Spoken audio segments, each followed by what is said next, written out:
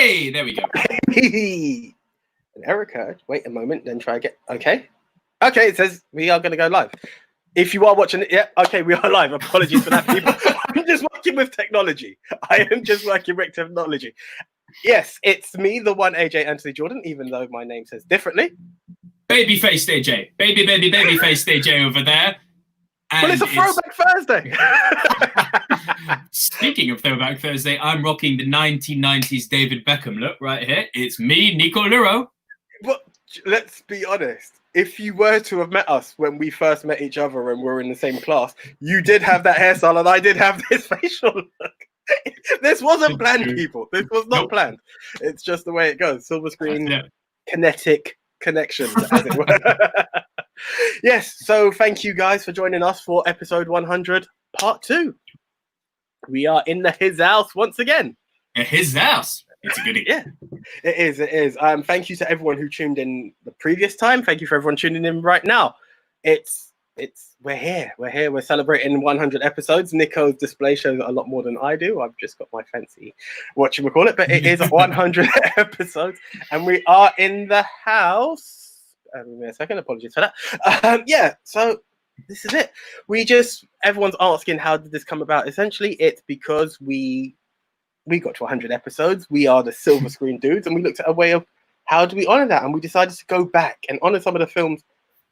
That we didn't necessarily. It's so funny doing this with mirror image. We're getting used to that, guys. Even when we were doing like YouTube before, it was just like and then like post editing. Now with a live, you're like, no, I meant that way. Yeah.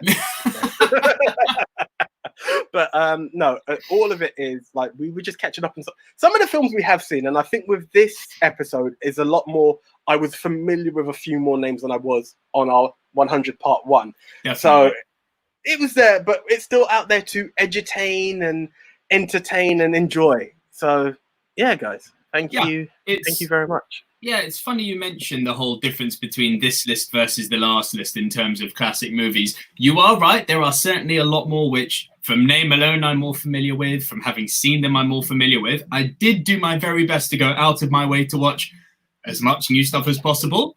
Funnily enough, a lot of the new stuff I've seen still didn't make the list because the stuff that I was like, well, that's going to be on there. Yeah, I was kind of like that. And I was like, to be fair, my number 1 was a newcomer to me.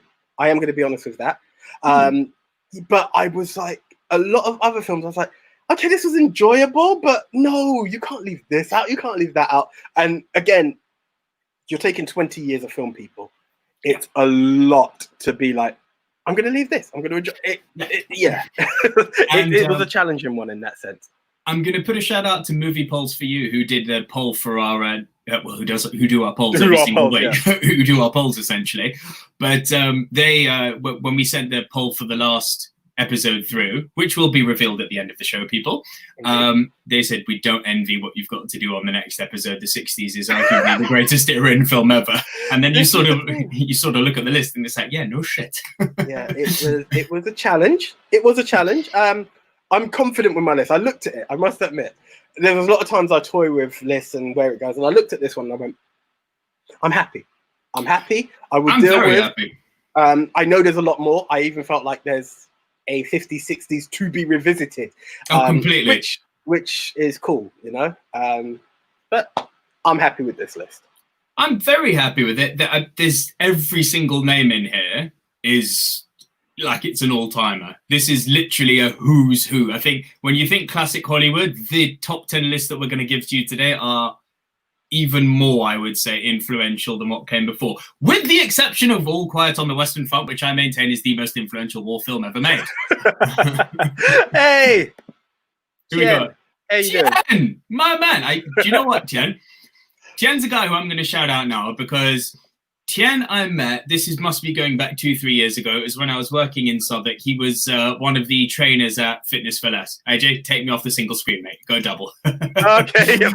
Leave the single stuff. He got me on a major weight loss journey. I was weighing in at something horrendous, like 127 kilos at the time. Bearing in mind, I was up from 72 kilos when I was training, when I was fighting full time. That's a 50 plus kilo weight gain. Tien is one of the people I am most grateful for getting me back on track. So, I mean, I'm not there yet, but I'm about 7 or 8 kilos more than I want to be. Bro, I've lost 40 kilos. 40 kilos. And Tien played a big part in that. Massive part in that. Huge props. So thank you, Tien. I like that. Congratulations to you both. I love the fact that you're seeing us. Hello, mate. But yeah, this is literally a... Go on, we got something else. Oh, mate. love, Tien. Yeah, it's a hell of a list. This is a hell of a top 10. I think you're right. It is to be revisited potentially, because I'll be honest, my list is very 60s heavy. There's a few 50s in there, but it's 60s heavy. I did have a mix. I tried to mix as much as I did, and I was like, oh, did I lean too much one way? But yeah, it is mainly 60s. There's a few 50s in there. The 60s was such an era, man. 2, yeah, 3, 4. You got more than me. I've got 3. Nearly there. Okay, cool. Well, it's a big one. It is a big one. I'll also put just a little build up. But yes, yeah, I'm a fan too. I mentioned this last week, and it's just as relevant this week. I did say, because we'd done the Golden Age movies recently, it was really like hard to make sure that there was not too much crossover. Yes. Much like with last week, I did my best to make sure there was no repetition from that previous episode. And I'm quite sure that this week I'm clean slated. I believe I am. I'm not going to lie. I do believe I am. So no crossover from Golden Age episode. There might be one. I don't think I've got any. There's one, and it's my number 10, and I believe it was on your list as opposed to mine that time. So interesting. I still feel like we're there. We're on a good spot. Well, look, we're there. Full disclaimer, because again, some people have said, "Hey, you've got so many numbers on podcasts. How come you don't have so many on YouTube?" It's like, well, we haven't YouTube for like 2 years. Yeah, bro, I mean, someone said that to me. It's like, I thought you guys said 21K. It's like, yeah, but I'm not complaining with a 3.5K. Plus, when's the last time you've seen us go anywhere? And then there's the timing schedule as well with the views. So they are slowly clocking up and everything. There is that. But I'll tell you what, I know you don't really, but the Eurovision film is so cheesy, but no, Tien, no, Will Ferrell, So I'm going to be honest with this one, that the other half's family, brother-in-law, Toby, who I mentioned previously, he was watching it with Naomi, and they were doing it via Zoom with a whole bunch of other friends. And they said this was ridiculous. So this made me love the other half even more, because the family don't appreciate Will Ferrell as much as we do. So I was like, yeah, you have the Silverscreen vote. Yeah. So, but each to their own. Jen, if you love him, you continue loving him, mate. It's one of those very difficult ones where it's like, I get it, but it's just not for us. It's not for us. And I don't think I will be watching Eurovision, unfortunately. Anya's insisting we watch it, and I've said to her, you do you. So I tell you what, maybe you have to, because I done Cats first, so maybe you need to do Eurovision first. Nope. Okay, fair enough. I tried. I tried. Nope. Especially considering you've become a lot more lenient towards Will Ferrell in recent times than I have. Yeah, but not enough for that, because that goes back to the Ferrell that I can't permit or forgive, where it's too cheesy, too hammed up, and Will just Ferrell. Not for me. Yeah, that's the one. That is the one in a nutshell.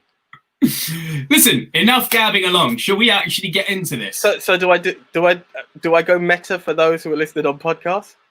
Are you sure you'll get it right this week? Do you know, I said it in my head and I'm like, that's the one. And I haven't played it back. I must admit, I always fast forward. I'm the guy who says it. I always fast forward for the episode. Like, I just listen to the podcast. Here we go. Let's give it a try. Ladies and gentlemen, boys and girls, children of all ages, the movie... Oh, gosh, no. There you go. The Silverscreen Druids proudly brings to you the movie Mount Rushmore. With the nation's favourite film critic, Nico Luro, the 1AJ Anthony Jordan, the Silverscreen Dudes. Then I think you cut it, but at one point you used to say, let's talk some movies. Yeah. That's a bit of an old show. The original. Ooh, like those who know, an old one. It's like for those who remember the full version to the Fresh Prince of Bel-Air, Not me. I do. I'm not going to go there. I am not going to do that. Right. Okay. Shall we? Indeed, sir. Over to you. How does the movie Mount Rushmore work? welcome to episode 100. AJ and I have decided on the topic this time. We have gone our separate ways, and we are now coming back live onto YouTube, Facebook Live, and soon to be listened to on all our podcast platforms to bring you our individual top 10s. This week, AJ? I go first. Hey, and you put it in the right way. AJ will go first, delivering his bottom three. I will then deliver my bottom three. AJ will deliver his next two. Then I will deliver my next two. Then we will trade one apiece. If at any time while we are running off our movies, while we are running off our list, one person has a movie in a high position, that person will say, punt! And we will punt and talk about that movie when we get to the higher position. Once we have both rounded off our individual top 10s, we will create the movie Mount Rushmore. These are the 4 quintessential diverse must-see movies of the genre topic, which this week is... Top 10 greatest films between 1950 to 1969. My man. Cool. Okay, fire away. So over to me. Bear with me a second because I'm too many controls. But in at number 10, this is the film I do believe was on your list of the Golden Age era, 1959's Some Like It Hot. I'm glad you brought that up, mate. To be fair, this is my only Monroe coming up of the year for this topic, and it's like, how can you not bring up Marilyn Monroe? How can you not bring up Some Like It Hot? Yes, it was Golden Era and featured, but it's a classic comedy. It's so good. It's one of those that, I remember, I always go back to this. I remember, watching it for uni. This is when the name, I'd heard the name, but it really came up as a film, as something to watch for a uni project, having studied film. And I was like, here we go. But I was tempted to see Monroe because I've never actually watched Monroe prior to this. And I was really, really glad that this was the film that I chose. Like, that came up. It's got comedy. There are some stuff that in this day and age you cannot bring up. It just doesn't work. We are a lot more sensitive and aware. I will say aware, as when I say sensitive, is that we care for other people's, not, oh, you're too touchy. You can't get away with, you have to respect people's orientations, people's choices of life. So it can't go there. But in the same breath, there is a lot of comedy to be appreciated. And I hope it doesn't offend many people too much as there are lines where it could. Yeah. The story of 2 band members who witnessed what the mob have done, and their only way to escape is by dressing up as women and joining an all-female band. And the madness ensues. You listen to it and you're like, ooh, where does it go? But, later on down the line, we had Nuns on the Run. We had White Chicks. A lot of these stuff owe credit to Some Like It Hot, and they were a great trio. There is a lot of fun to be had with this film, and not too offended in a lot of it. And okay, I'm not the demographic who could be offended in this, so I tread lightly when I say it, and that's for many different aspects. Okay, when I say that, but it's one to be mentioned and one to be enjoyed. I've had great fun with this film. Yeah, it is great fun. It's really funny that you mentioned of all the Monroe movies, you're happy you saw this one, because the one thing that a lot of people may not know is that the production on this film was an absolute nightmare. And that was mainly, here's the kicker, because Marilyn Monroe was high off her bosoms. So I have heard. I have heard. Pills. She was off her head, mate. Yeah, I have heard this. Have you got Monroe on your list? I don't, which is why I'm really happy you brought this up. Cool. The only other one that I still haven't got around to seeing, and I'm not Gentlemen Prefer Blondes. Well, there was that one and 7 Year Itch, which are 2 films that There's that one too. But remember, there's one which came up in the Golden Age movies, which I believe was her first appearance. The Blink and You'll Miss Her moment. Yeah. All About Eve. But that's the one where I understood what the Marilyn Monroe hype was, because when I saw this, I was like, she's inherently charming, but I literally don't get why men have, for decades, lost their minds over her. You see All About Eve, and it's like, I get it. I get it. She is screen stealing. It's unreal. She's got this presence about her that I don't think she has in Some Like It Hot. Okay. It's such fun. It's such a fun song. It is. And as I said, some parts of it have aged in a awareness way that doesn't work. There are other sides, it's classic comedy. But there's also sides that have aged and are so poignantly applicable now. Look at the last line of the film. Yeah. I'm a man. Nobody's perfect. It's like, what a great way to end a film. Yeah. No, it is. No, I like it. It was there. Had to be mentioned. Some like I'm it. Glad you have. Okay, right. This is, again, 1950s. This is in the world of Disney. Can you guess which one it is? from the 50s. It is early 50s at that. Rescuers? No. Has it come up? Nope. Oh, no, it hasn't. Bear with me a second. There we go. Alice in Wonderland. Alice in Wonderland. Great shout. You didn't even need to move that. I know that little bow tie. Did not look like a blonde wig that I had. The position couldn't have been worse. But yeah, had to. One of the key reasons Alice in Wonderland made the list for me, it's one of two Disney animation. The main reason this one had to do it is because this is an absolute classic tale, classic story and animation. And they have tried twice. They have tried twice to do a live action film through Disney, and it has not worked. This is what you have to appreciate if you're talking Alice in Wonderland. Okay? And we are talking, and we are talking 49 years.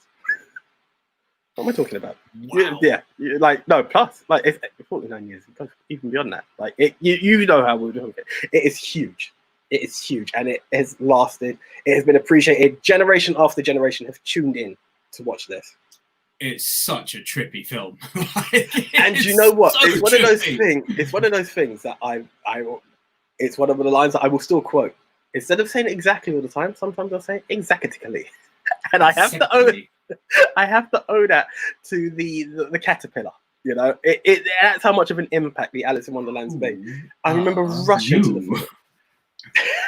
The puffs of smoke, all of it. The Mad Hatter displayed on the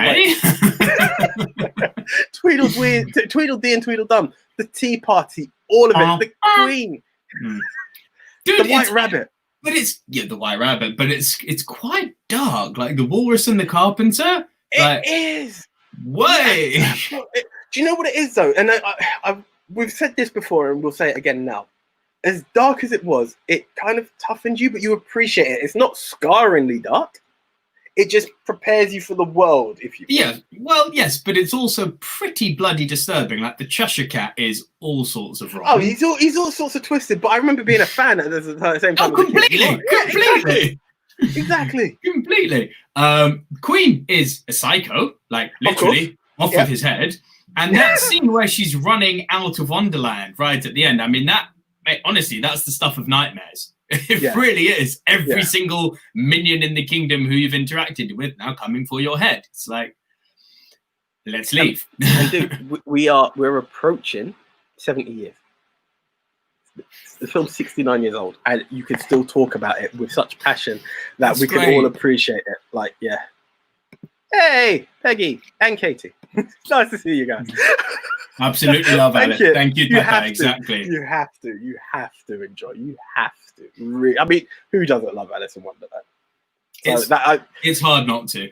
No, and this is the version. I will say it time and time again. I remember being excited. As we've said before, time and time again, there are two sides to Johnny Depp. There's either the side that you're going to love, Jack Sparrow, or there's the side you're going to hate, the Mad Hatter.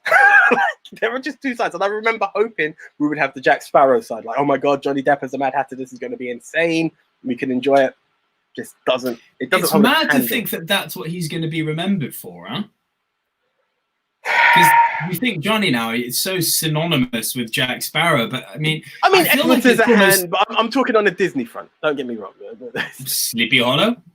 Yeah, true. Yeah. True. But I mean, yeah, I almost think it's a disservice to him to. I mean, don't get me wrong, he is phenomenal in that role, but it's almost like the movies have become almost jokes of themselves, and the character has, in a weird way, I've rewatched all the Pirates movies recently. The Jack Sparrow from Pirates 1 compared to Pirates 5, they're different characters. Can I be honest? I stopped at 2. If you've seen 2, 3's worth a watch. Beyond that, leave them. Give 3 a chance because it finishes the story properly. But after that, I remember seeing 5 had come out, and this was on Sky or something, and I was like, they made more. It was that bad that I had just completely disconnected that we were there. So in the first one especially, he's portrayed as this kind of he's a bit of a bumbling idiot, but it's always presented as a kind of facade that he's a bumbling idiot. Yeah, he's exactly, he's feared, he's dangerous, and he's actually called the greatest pirate ever. You know, he's actually quite, to quote him, savvy. you know. But by the fifth one, he's just a buffoon. That charm and that, you know, conviction he had about what he wanted, all gone. And as a result, it's almost like he's just sort of stumbling from one place to another, and it's more luck than skill. So for me, they've lost track of what the character is, but that's just me. Back to Alice. Alice is great. Oh, tops. Absolutely tops. I remember watching it time and time again as a kid, and I would have just been doing it a disservice and a dishonor to have not had it on the list. So again, thank you for having my back on that one. Okay, right. This next one is one that I have seen for the first time ever in at number 8. Okay, and I really enjoyed it, and it had to make the list. I do fear it may be a punt. Bear with me, because I can only do one thing at a time on this. The Sound of Music. I left it off, mate. Okay. I left it off, and I'm so happy you've finally seen it.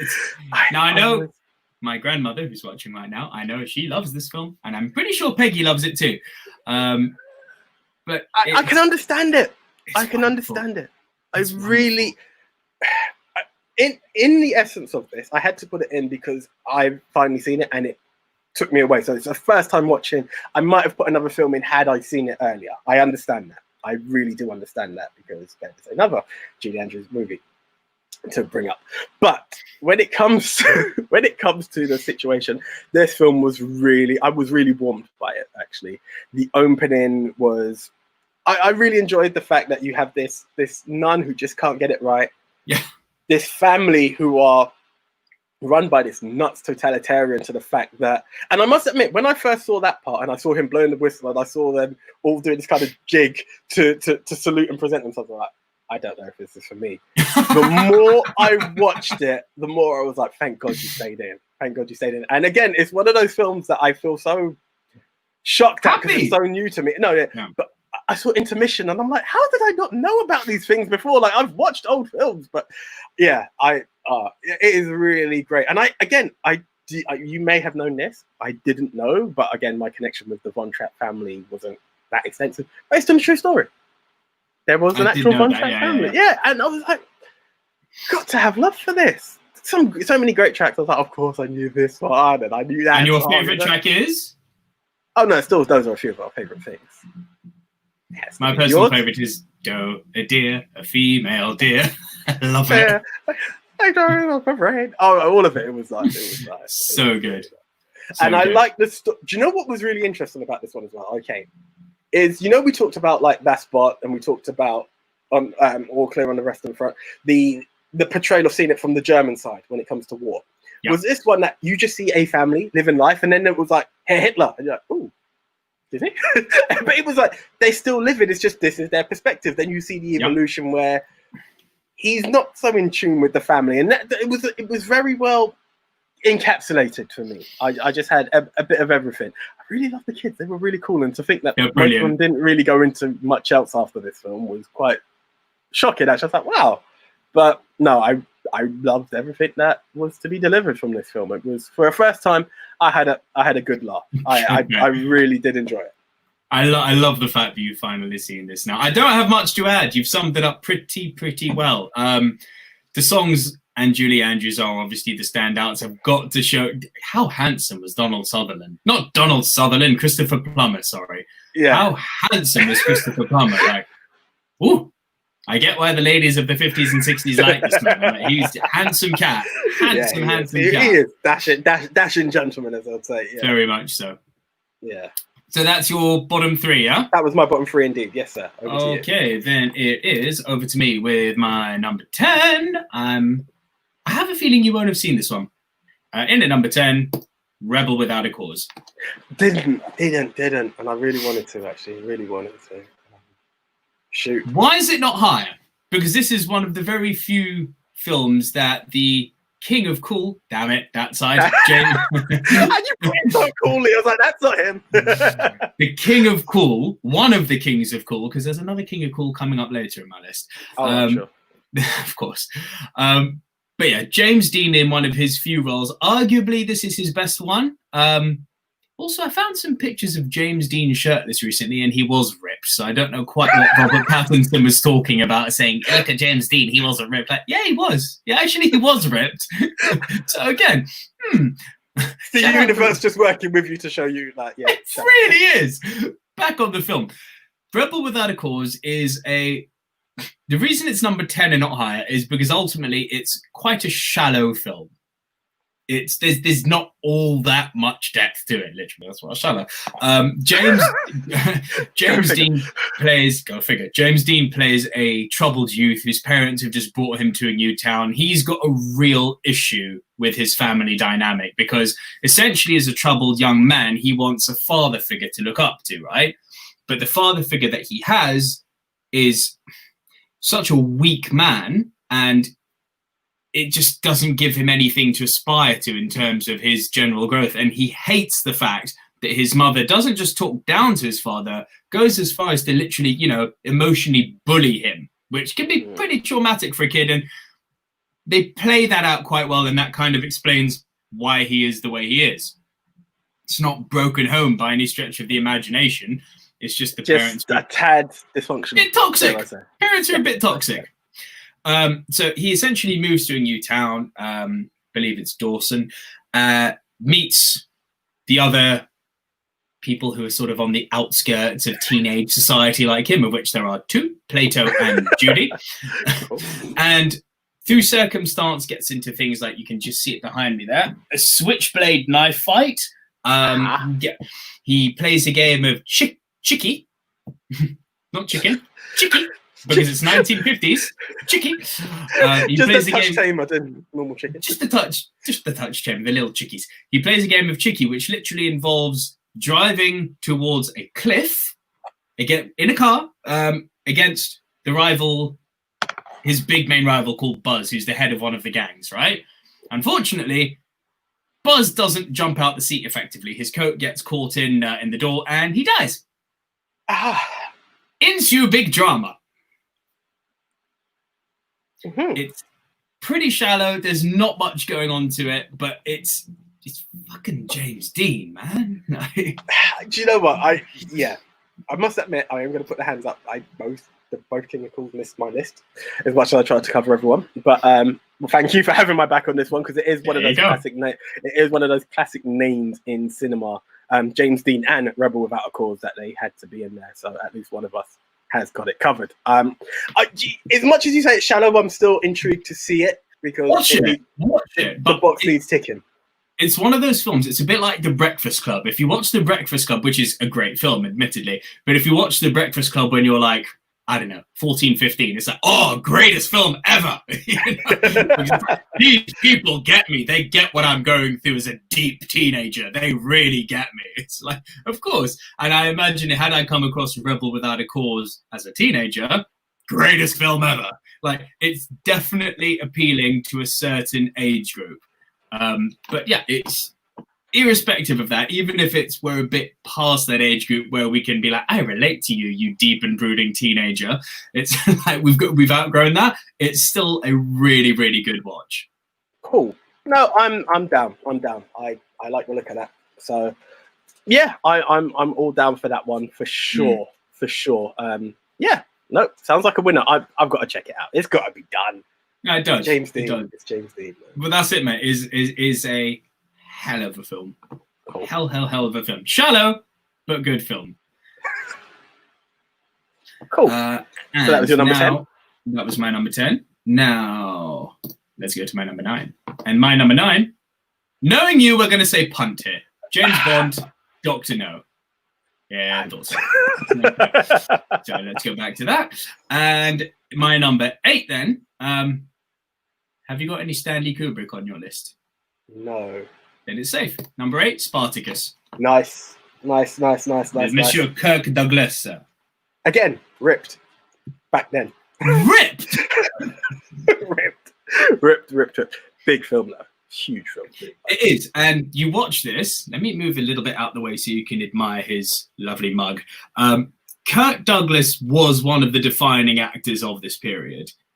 One of the all-time greats, one of the biggest names in Hollywood. The fact that he managed to get Kubrick on board to do this, because Kubrick wasn't interested in doing this project, like, at all. This just wasn't something for Kubrick. Kirk Douglas managed.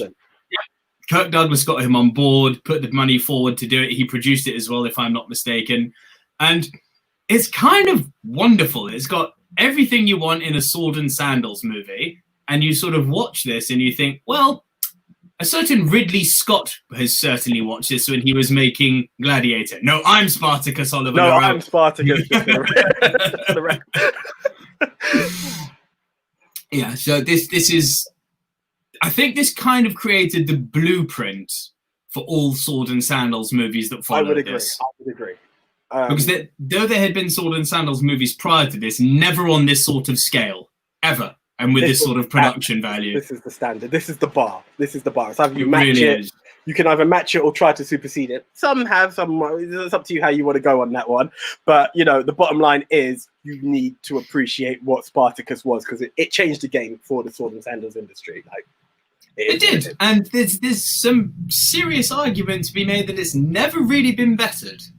As much as I love Gladiator, if you've seen Gladiator, which I do adore, I maintain, but if you've seen Gladiator and not seen Spartacus, it's very safe to say Gladiator is the best sword and sandals film ever. When you've seen Spartacus, you'll be like, well, this is almost a carbon copy. Bit of a rehash. I know what you mean. It really is.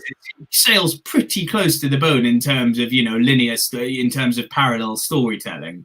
Yeah. But yeah, that is great. Over to you, mate. Okay, over to me. And do you know what? I've got a feeling this isn't going to be a punt, so I'm going to go safely on this one. What we got? You're such a cheese monkey. I love it. Of course I am. I don't know who's meant to be the Bigfoot, but it can't be me because I'm still Spartacus. Anyway, I am a cheese monkey, and how can you not? There's two reasons for this, actually, because in the era of most things being owned by Disney in the 60s and all musicals, whether it be animated or not, live action, it was all about them. This one wasn't. And it's one of those that has lasted the test of time. So, Chitty Chitty Bang Bang, we love you. That was my whole thing behind it. It's one of those great films that I remember it as a kid and just having this thing, like, if you think of it, I think this was the first car that gave me this car is amazing. You've had your Batmobiles, you've had your kits, you've had your DeLoreans, you know, you could go on. Your Aston Martins. Yeah, Aston Martins, of course. They came on. It was there. Naturally, you can't ever dismiss an Aston Martin. But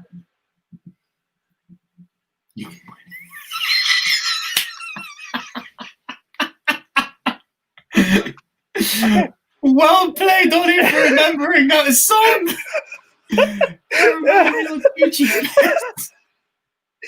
that sense, yes, you do have a kind of silenced me and stumped me. But bear in mind, it's in my lower tier. You weren't calling you a Chichi man. It was Chuchi face. Don't worry. I know. It's just you still have a kind of well played. It wasn't a defense. It was like, hey, touche, you got me. Well remembered. God, I haven't heard that song for the longest time. What can we do? What can we do? But it's one of those that I just remember having great fun with as a kid. It's one of those 60s adventures out there. Dick Van Dyke is always fun to appreciate. I'm imagining this isn't the only time he makes your list, is it? I would be an idiot if I would highly be remiss if he was. I know you so well, mate. I love it. Let's be honest. There are two people you've seen, and you know they will be reappearing. Yes. They better be appearing in your list as well. Nope. In the 60s. You are talking. Fair enough. Every man has his own choice. When you get through my list, I'll ask you the question at the end. What would you have taken off? But then, do you know the good thing on this? Is so far short of one punt, there's more scope of coverage for the 50s and 60s. So I know I can rely on you for certain things, the same way as you can rely on me for certain things. That's why we are the Silverscreen. We balance each other. This is it. We entertain as much as we can. And none of this is scripted, folks. It's really hard. And if you don't believe me, look at my face when I saw Gucci face. Huh? Gucci face. Aside, Chitty Chitty Banger is just, it's a great, nice adventure to appreciate, which from the era of madness that was the 60s, this was one I felt just needed to be mentioned. Some serious narrative critique going on for paedophilia in this movie too. Children! Let's not creep it out, please. I'm trying to encourage people to watch the film. It was purposefully creepy. No, it was, of course. You get into my van and have some candy, like... Sorry, how much of a red light do you need? Remake by R. Kelly. Anyway, moving on. Oh, shit. Did he go there? Has he seen it yet? Have you seen it yet? It's funny. I was talking about it just yesterday, and I was watching an R&B clash on YouTube just yesterday. Not a joke. And I was like, "Do you realize they haven't played any R. Kelly?" And I'm like, "There's a documentary out there on Netflix that just says, yeah, once you listen to it, you just can't go back." I might do it soon. I'm still trying to muster the strength on that one. You'll never be able to listen to his music again. I assure you. I know. I get you. It's a pretty devastating documentary. Okay. Well, that was my number 7. Okay. So you're number 6. Number 6. Okay, bear with me a second. My number 6. I don't know if this one is on your list, actually. How to Steal a Million. Sorry, it's a bit of an awkward one. Poster. Oh, he's got Peter O'Toole on there, my man. It does, yeah. Peter O'Toole and Audrey Hepburn in a great little comedy, actually. Have you seen it? Heard of it? No, I haven't.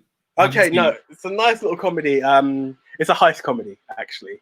Good. So nice. Basically, what you've got to start the film off is Audrey Hepburn's dad is the ultimate con man. You actually see him. You don't know he's Audrey Hepburn's dad in the beginning, but they're in France, and he's just at an auction. And he's seeing that you just see him sell a painting that he happened to have from a famous artist. So you're like, oh, okay, cool. He's making a lot of money. Hey, Oliver, thank you very much. From Coochie Face to Great Choice. I salute. And so the whole story is what he's actually doing is he's actually recreating classic paintings and selling them on. He's now recreated a statue that the museum just want. They need to have it. So he's now giving it away and it's on display. And then Audrey Hepburn's like, Dad, you need to be careful. You need to be careful. You can't do it. You can't do it. What then happens is, in order for him to get the strong accolades and for the donation, it needs to be verified by the museum. Okay. Lo and behold, at the same time, in their house full of all these wonderful paintings and everything, because with all the conning he's done, he's got enough money for this.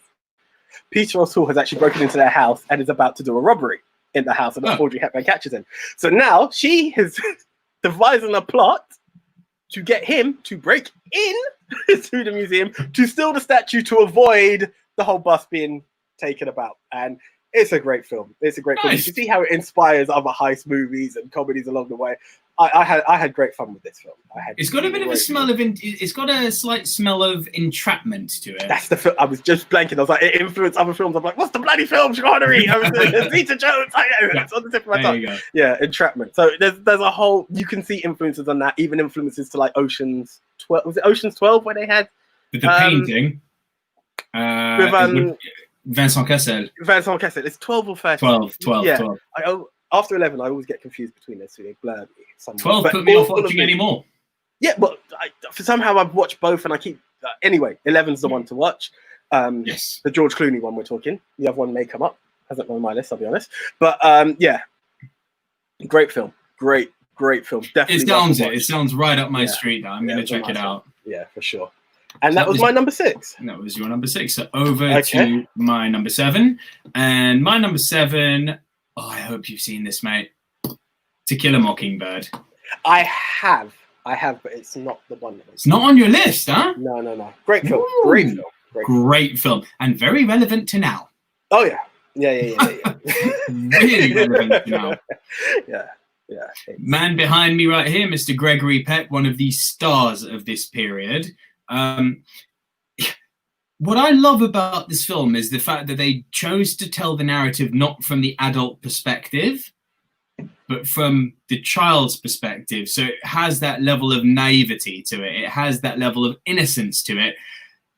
And I think that, obviously that was the point, but I think that's something we could all really, really learn from nowadays when it comes to racism. Because ultimately, the thing that's wonderful about a child is that they are essentially, pun intended, colorblind. You know? Yes. I mean, look at videos on, and pick your social media platform, and you put kids of all different ethnicities next to each other, and they'll ask like the white kid or the black kid, like, "What's the difference between you and the Chinese kid?" They go, "Oh, he's got glasses." They don't see. Do you know there was it's one just video, wonderful. There's one picture I saw that warmed me so much. It's a black kid and a white kid, and what they done was, and this is to show you the innocence that they have.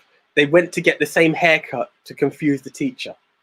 That's cool. Like, they honestly have no sense of color, you know. It's racism's taught essentially, and that just proves it in like so many different ways. But yeah, racism but yes, continue. is taught. So To Kill a Mockingbird, it's essentially about a court case, right, of a man who's been convicted, a coloured man who has been convicted of a crime which we find out he's completely innocent of. Yeah. And you've got this brilliant lawyer played by Gregory Peck who steps in to defend him. And this, is, you have to remember, is set in a period which is rife with black man equals former slave equals evil. Yeah. Right? Yeah. This man shouldn't have a white lawyer defending him. And yet he does. And there's moments that are really wonderful, which are not happening inside the courtroom, which focuses on the kids. And, you know, his young daughter there, you know, she'll drop the N-bomb and he'll be sort of saying, mm-mm. Yeah. And this, remember, was at a time where the N-bomb was acceptable. Oh, yeah. But you know how you kind of see it is that it's used quite freely in the film. Yes, it did create a reaction, but it's there to a point that it wasn't shock value. It was quite edutaining, if you would, because it's like, guys, okay, yeah, we all use it, but maybe you shouldn't. You know, it kind of shows you it is offensive. Stop it. You know, so I definitely agree with you on that. Yeah. But yeah, it really depicts this, you know, the small town vibe, depicts the period well, proper Americana, white picket fence, little town, the brilliant, you know, father-daughter relationship, the relationship between the kids. Everything is just so organic, natural. It just feels real, you know, it doesn't feel like it's overhand or pastiche in any way. And that's why it's on the list. I love it. No, it's a great shout. Just skim the list actually for me, because I've got another one that touches on the same topic, but you're onto a winner, mate. Nice one. It is definitely one to see. It's an all-time classic in the world of cinema. So thank you again. So that was my number 7, To Kill a Mockingbird. My number 6, enter Mr. Alfred Hitchcock, North by Northwest. Punt. Fine, back we go. Bear with me a second. Yeah, it is. It's still come under the punt category. Okay. Yeah. Okay. So, over to you then. Trading one apiece now. Trading one apiece. Do you have any Disney cartoons in there? Nope. Okay, so I'm free to put this one up. This was my second one. There was no way I was there. Great. Right. I am, of course, in 1967's The Jungle Book. Guys. You don't have any Disney. I was very close to putting on Sword in the Stone, which I'd seen for the first time. I love that film. It's her it's the other half's favorite. She was like, "Oh my god, you have to watch it on Disney Plus." Thank you. It's just there to watch. Great thing, great movie, and it very nearly made it. But between Alice in Wonderland and Jungle Book, this is my childhood calling me back. And I was like, "There's no way I can't bring it in." And again, they both win in the sense that they are such classics that have you anticipating the live action. It's in brackets, guys, just because, well, it's heavily CGI. It's one actor, really. To be fair, it's called live action animation. Yeah, this is it. Still animation. It's still animation. That's the one. But, you know, the Bare Necessities has traveled through the ages. You know, Bare Necessities. Trust in me. I want to be like you. I love it. Absolutely love it. And you know the other one that I love, which isn't in the remake, or whatever you the elephants or the condors? The elephants I love, but the condors are buzzards, right? They are buzzards, aren't they? At the end, condors. Condors. The ones that replicate the Beatles. And I quote this every time when we're stuck for a motive, and someone says, "What do you want to do?" I don't know. What do you want to do? I cannot not quote it. And that's the influence that these films had on me, essentially. And they have lasted the test of time. Irrelevant of the, you know, you take Alice in Wonderland, I could quote The Lion King because it's not there. You take The Jungle Book. Every time you think of these films, people compare it to it's as good as a cartoon. It's as good as a cartoon. And you have to do it. And what I love about this one is it has such a strong, we talk about how trippy Alice in Wonderland can be. This one is just good vibes. It's a bit scary at the end with Shere Khan and Mowgli and the fire and all of that, but there is great vibes in this film. You cannot not. Shere Khan is a menace in this film. He really is. Big time. Like that scene where he's literally interviewing Scar, and he's sort of, extending where he's interviewing Car. Car. I heard Scar. I was like, did I say Scar? My bad. maybe I just heard it wrong. That's fine. My bad. Different feline. I was like, that was a clash I wouldn't mind seeing. But anyway, yeah. But no, it's menacing when he's interviewing Car, and Mowgli's literally just within harm's reach. And it's just the fact that I love that they didn't hold any punches to emphasize the fact that everything in this jungle is essentially after Mowgli. Yeah. Be it the monkeys or the snakes or the bears. He had that small pocket of trust. Baloo, Bagheera, and the wolves. And the elephant. Well, not even the elephant, the baby elephant. The rest of them didn't want to know. Oh, the baby elephant. What's happened to your trunk?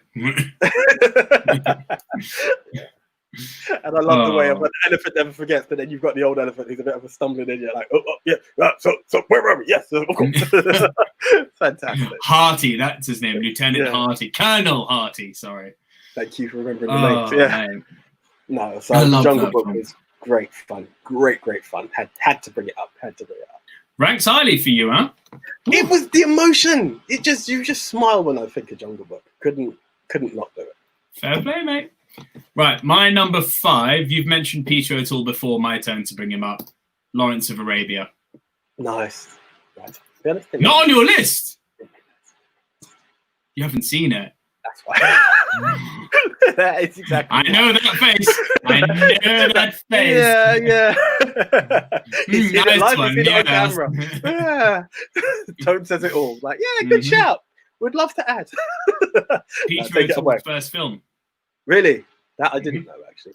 The title at the beginning reads "Introducing Peter O'Toole," and look at him right here. I mean, he's so handsome, isn't he, with his big Aryan face and his big blue eyes? Like, now it's aged in one sense. A movie like this wouldn't be made now because it's guilty of this in a modern context. It's highly guilty of whitewashing. Incredibly guilty of whitewashing.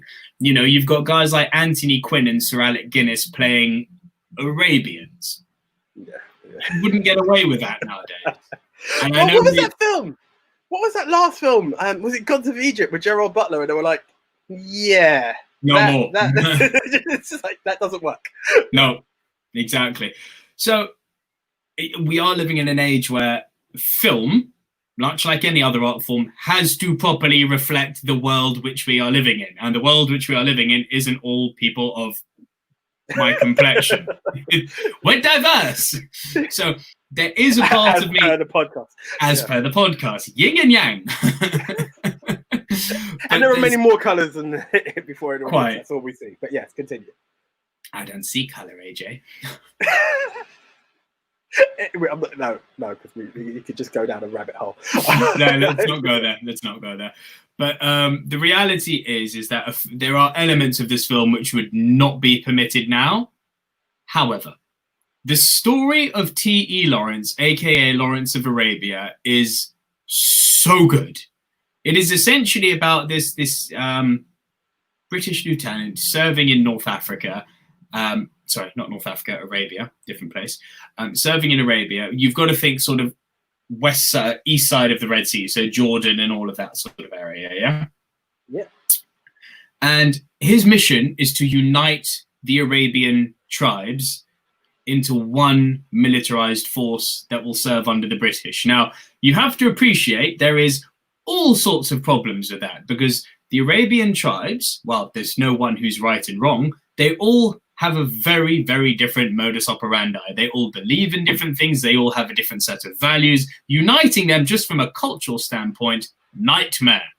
Let's be honest, even trying to unite the English and the Scottish is a challenge. So when you're trying to add multiple, just for anyone who's trying to picture why is it so difficult, there you go. That's my example. So yeah, you've got the fact that if by some miracle he does unite them, they're essentially there to serve under the British Empire, and it's like, well, I'm not sure they're going to accept that either. But that's the bigger picture. The small element, small detail of what he's trying to do is essentially, I believe it's the Rub al Khali Desert. He's trying to cross the desert to reach the Red Sea.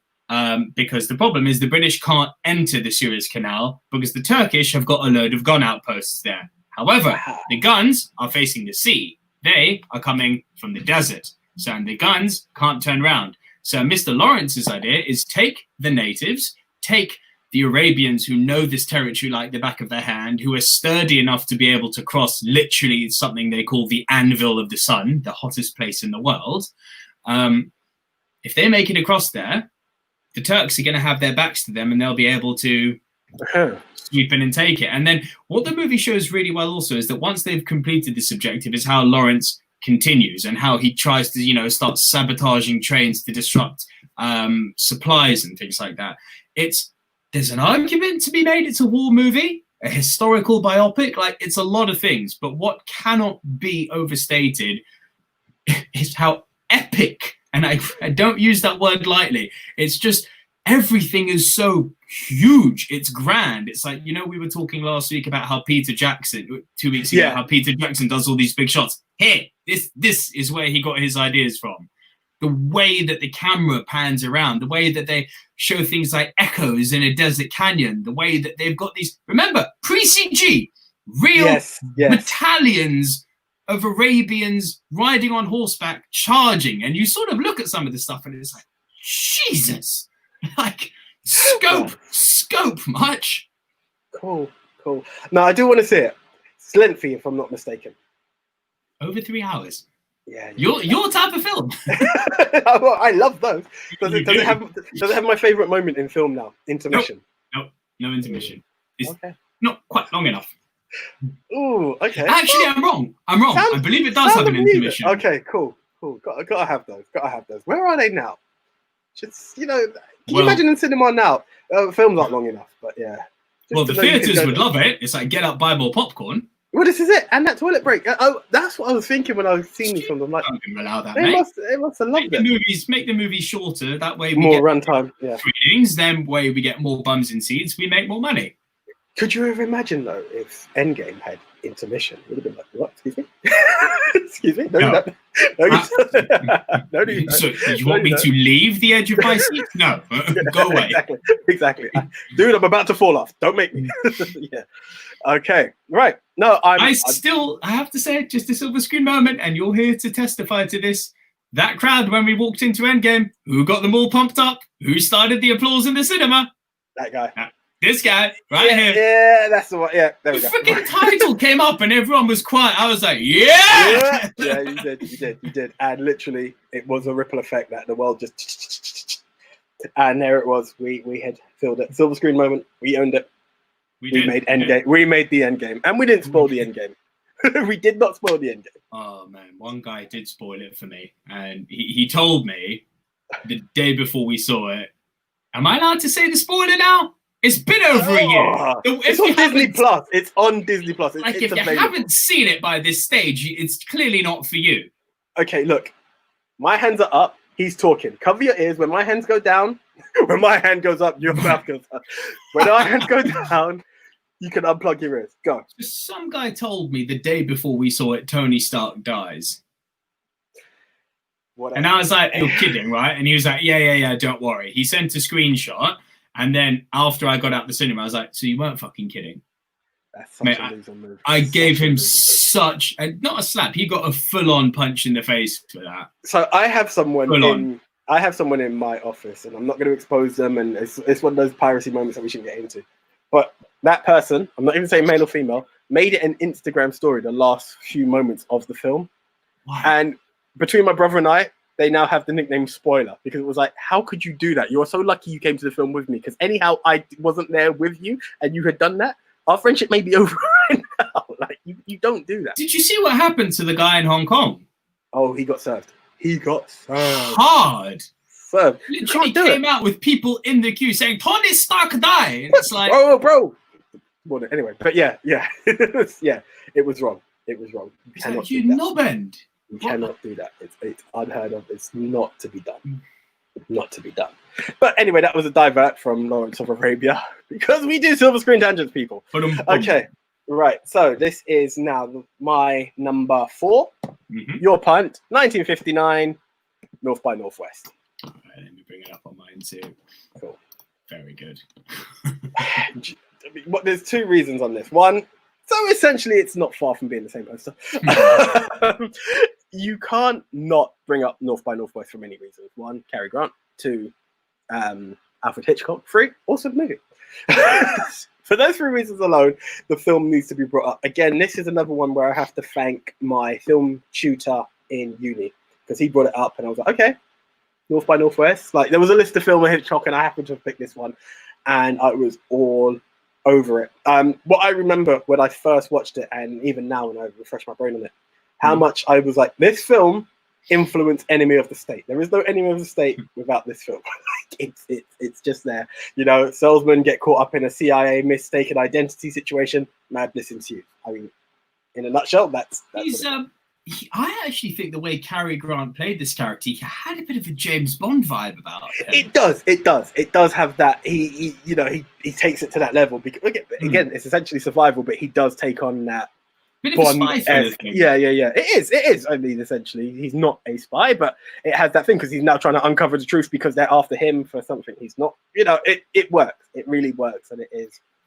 So you say that it really works. I'm going to use this movie as a platform to have a bit of a critique on old cinema now, because I think it has movie, the Rushmore. We are the movie Mount Rushmore. You can't hit on it. There you go. This movie inspired the podcast, for Christ's sake. We both clearly love it. It's very much a product of its time, as far as what the director is asking you to just take at face value. Let me explain that. By take at face value, we live in a world where movies like Transformers and The Fast and Furious exist. It's like, oh, what, you're going to criticize North by Northwest, but a car jumping through a train, you're fine with that. It's like, no. I will. The parameters of that world, but yeah. Thank you. I will never be cynical about a movie which says, this is the sandbox, this is where we're going to play, these are the rules with which the characters are going to follow. Transformers, cars transform into big freaking robots, or robots transform into small freaking cars, whichever the way you want to look at it. Fast and Furious, I got family and we drive cars, you know? And then The Rock comes and punches a building. You know, it's just. It's just what they do. As Dwayne does, yeah. As Dwayne does. This is a film which is completely grounded, right? Which is to its credit. And I'm not... But while being grounded, on a narrative level, it's expecting me to just accept certain things. For instance, now people would say, oh, it's exposition, it's unnecessary. It's like there's a thin line between what's unnecessary exposition and what's just required detail in a film. Let me ask you this. What's the villain? Like, what makes him a villain? Who, Cary Grant? He's not the villain. James Mason. Okay, I thought you meant in the eyes of the law. I was going to say mistaken identity. Yeah, but stop all that, because they build James Mason's character. Bloody hell! They build James Mason's character throughout the movie as being evil, right? But and I watched this fresh last night. At no point do they ever say, like, they insinuate that he's some form of like trafficker, right? Human, drug, animal. What are we talking here? We never actually know why he's evil. Like, what's his modus operandi? What has he done in life that makes him evil, wanted by the FBI? I'm not asking for Hannibal Cannibal face eating here. But I'm just saying, even if it's a throwaway line, tell me, why is he the villain? And some people will turn around and say, well, he clearly kidnapped Cary Grant. It's like, yeah, no, that's fine. That's the MacGuffin. That's what makes the story move forward. That's why we have this story. But I need a background. I'm not saying a 20-minute exposition again, but a line, something. Give me a reason why James Mason is bad. You're hitting me at a point where I've watched too many films in between, and I don't want to say something stupid because of blurred lines of what I remember. I would have to go back on that one, but I kind of get your point. I kind of get your point of, well, it's a given. Fixing my green screen here. Carry on. I was going to say, do you want me to go widescreen for a bit while you're there? But no, it's all good. Yeah.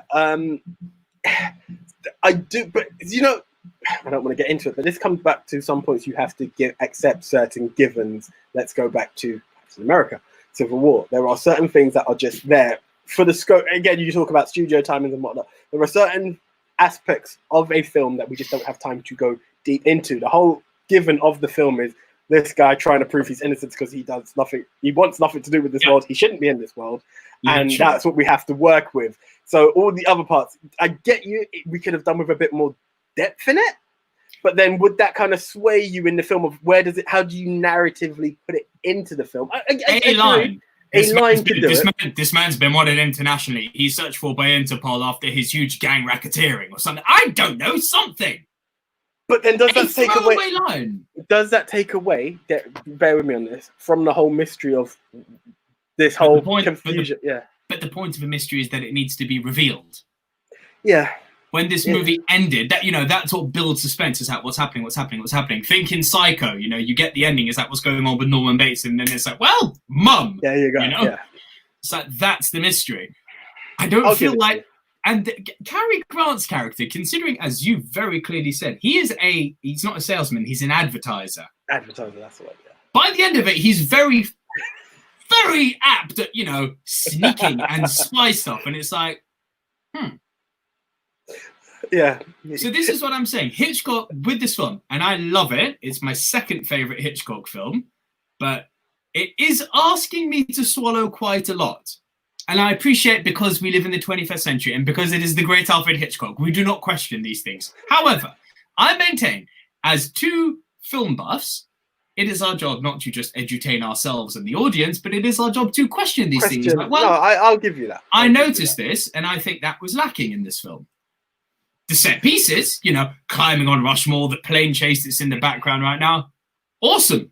There's nothing to reproach, but the film had some real details missing to it, I can't argue. But, it's great. But yeah, there are questions to be asked. And to be fair, it's good to put it out there because it shows that other people were asking the same questions. Because don't get me wrong, again, have to go back. But there were points I was like, well, I do remember having some plot holes in there. Yeah. And other people are questioning it. So we are showing that, we do indeed agree with you. That we do. It's there. Of course we do. Of course we do. The plot hole's a plot hole. It doesn't matter how great the film is. You could be the greatest film ever made, and you will still have a plot hole. So, yeah, agreed. Yeah. Okay, sir, over to you. You're number 4. My number 4, let's bring this up. I'm going to take a stab in the dark here and say you have not seen this one, because my number 4, this is the last movie. Yes, this is the last movie I've got from 1950. Number 4. Yeah, only seen it recently. Oh, maybe 1950. 12 Angry Men.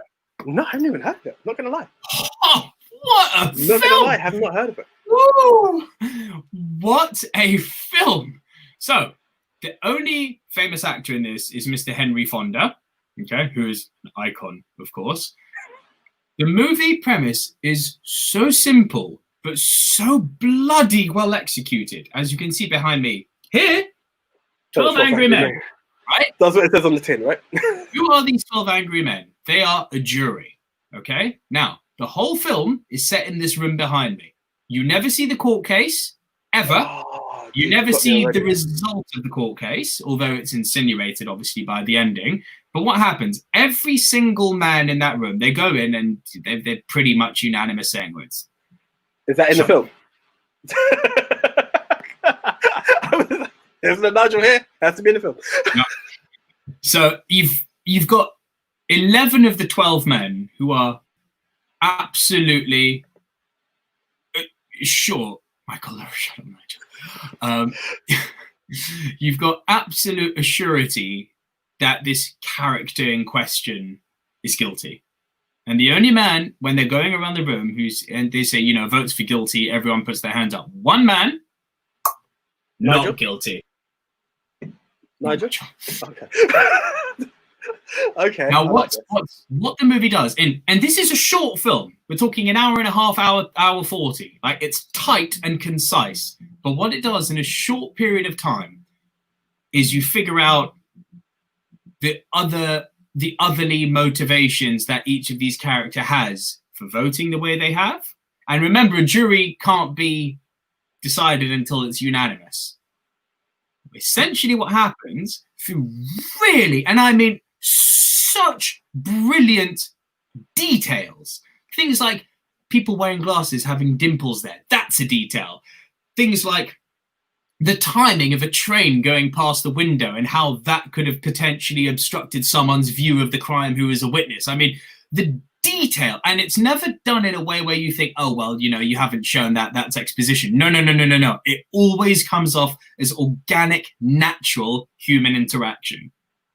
And gradually, 11 versus 1, slowly but surely, Henry Fonda manages to change the opinion of the room. And it's never, ever by being, you know, sort of brash and domineering and, you know, overtly outspoken. It's always just calmly questioning. And, you know, and the first one is, it's like, well, why do you vote innocent? It's like, well, we're talking about putting a man to death here. I don't know. If it was me, I would at least want people to have a discussion about it, right? And then that brings the whole room sort of on board to listening to what he has to say. But don't get me wrong, it's not just one by one they get on board. It's back and forth. It's, mate, it's become one of my favorites. Thank you, Peg. I am so sold on this. You have no idea. I believe I might have seen. I can't remember if it's a Channel 4 series on something where they show you perspective of something, and they had, but something very similar to this. I haven't seen this one by any means, but there's something it reminds me of. But I am so sold on it. The psychology behind the film has got me. The psychology behind it, the fact that they managed to show, without ever saying he's working class, he's wealthy, they never ever bash you over the head with it, but you get a natural understanding of who these characters are, why they voted the way they have, why some of them are stubborn, why some of them are open-minded, why some of them agree to change their minds instead of being peer pressured into it. Like, there's just so much going on in the confinement of this small room. Like, it's a fucking work of art. It really is. I'm down. I am down. Like, yeah, down. You've got me on that one. Yeah. Not like I can't add because I haven't seen it, but I want to see it. I really want to. Yeah, really want to see that one. So, dude, top stuff. Top stuff. Okay, in at number 3. You said it's not on your list, so I'm just going to bring it up. 1964. The Magical Wonder. That was Mary Poppins. So, Mary Poppins Return came out last year, year before, 2018. 2 years ago. Pretty good. Haven't seen it yet, I'll be honest. Haven't seen it yet. The whole world was like, how dare they? Are they sure? Do you think you can? And this was what I talk about, the magic of Disney and how it works. I think another thing that made me lean towards this film is having, when we were doing, I don't remember, movies about a movie. That was the one. Thank you, Peggy. The best. When we done movies about movies, and we saw how Walt Disney had to go through the battle with the writer to get the rights to Mary Poppins, and you know, certain things where she didn't want animation, how the dad is portrayed, how all these different elements to the film, and what made I've now had to appreciate it a bit more. So from being a kid and just being like supercalifragilisticexpialidocious to you know, all of those bits to how the film came about. It's one of those classics of the 60s that will last the test of time. It's something you will see year in, year out around Christmas time. Definitely in the UK. I can't speak for the rest of the world. Yeah. Disney lied to the author. Thank you. Yeah, it's on stage. I know that he's very, very good, but how is he going to get penguins to dance? They're animated. What? Oh, you saw it, yeah? You saw it, idiot. No, Mr. Disney, no. He's not allowed to animate my book. No. Well. Yeah. But no, there was so much to it. And I was like, you know, universally, Mary Poppins is just loved. And you talk Julie Andrews, you talk Dick Van Dyke. And no matter what they've done anywhere else, this will be the one, you know, despite the very awkward British accent from Bert. It's brought up. Mary Poppins. Jiminy, Jim. Like the whole world, you know, essentially as a standalone film, having not seen it, Emily Blunt could have probably had a fantastic review for this film. The world would have loved it. But because of the magic that is captured in this Disney masterpiece, the world is still like, I don't know. Listen, let's not beat around the bush. Mary Poppins Returns is not as good as Mary Poppins. I can't say that because I've not seen it, but I believe it. I believe all the stick that the idea of doing a sequel got, it's actually damn good. And, I get that. Emily Blunt this is why I say she is a British national treasure. She is. She really is. You can't deny that side of it. But how can we talk films between 1950 to 1969 and neither of us have it on the list, no matter which way you look? And yes, it is high because it deserves to be high. It's magical. It's a treasure. It's cemented in history. Okay. Yeah. Do we have to talk about the magical nanny who turns up to look after the kids who have a disconnected father and a liberal rights mother? If we have to, we have to. Like, that's the story of it. But if you don't, yeah, it's there. It's magic. It's Mary Poppins. Absolutely perfect in every way. Not number one, but it's still there. It's still there to be mentioned. And we talk about the songs, but let's not forget "Let's Go Fly a Kite," which the film ends with. It's brilliant. Or when they go to I think it's the apothecary, and they say, "I love to laugh." It's so good. A spoonful of sugar. Like, all of it. All of it. Top to bottom. Brilliant. I mean, yeah, it's smile inducing, as you say. It really is. Okay, sir, over to you. Complete warning. I love that one, big picture. Thank you guys for the umbrellas. Oh, now that we have that, there is no way you can't mention Guardian. I'm Mary Poppins.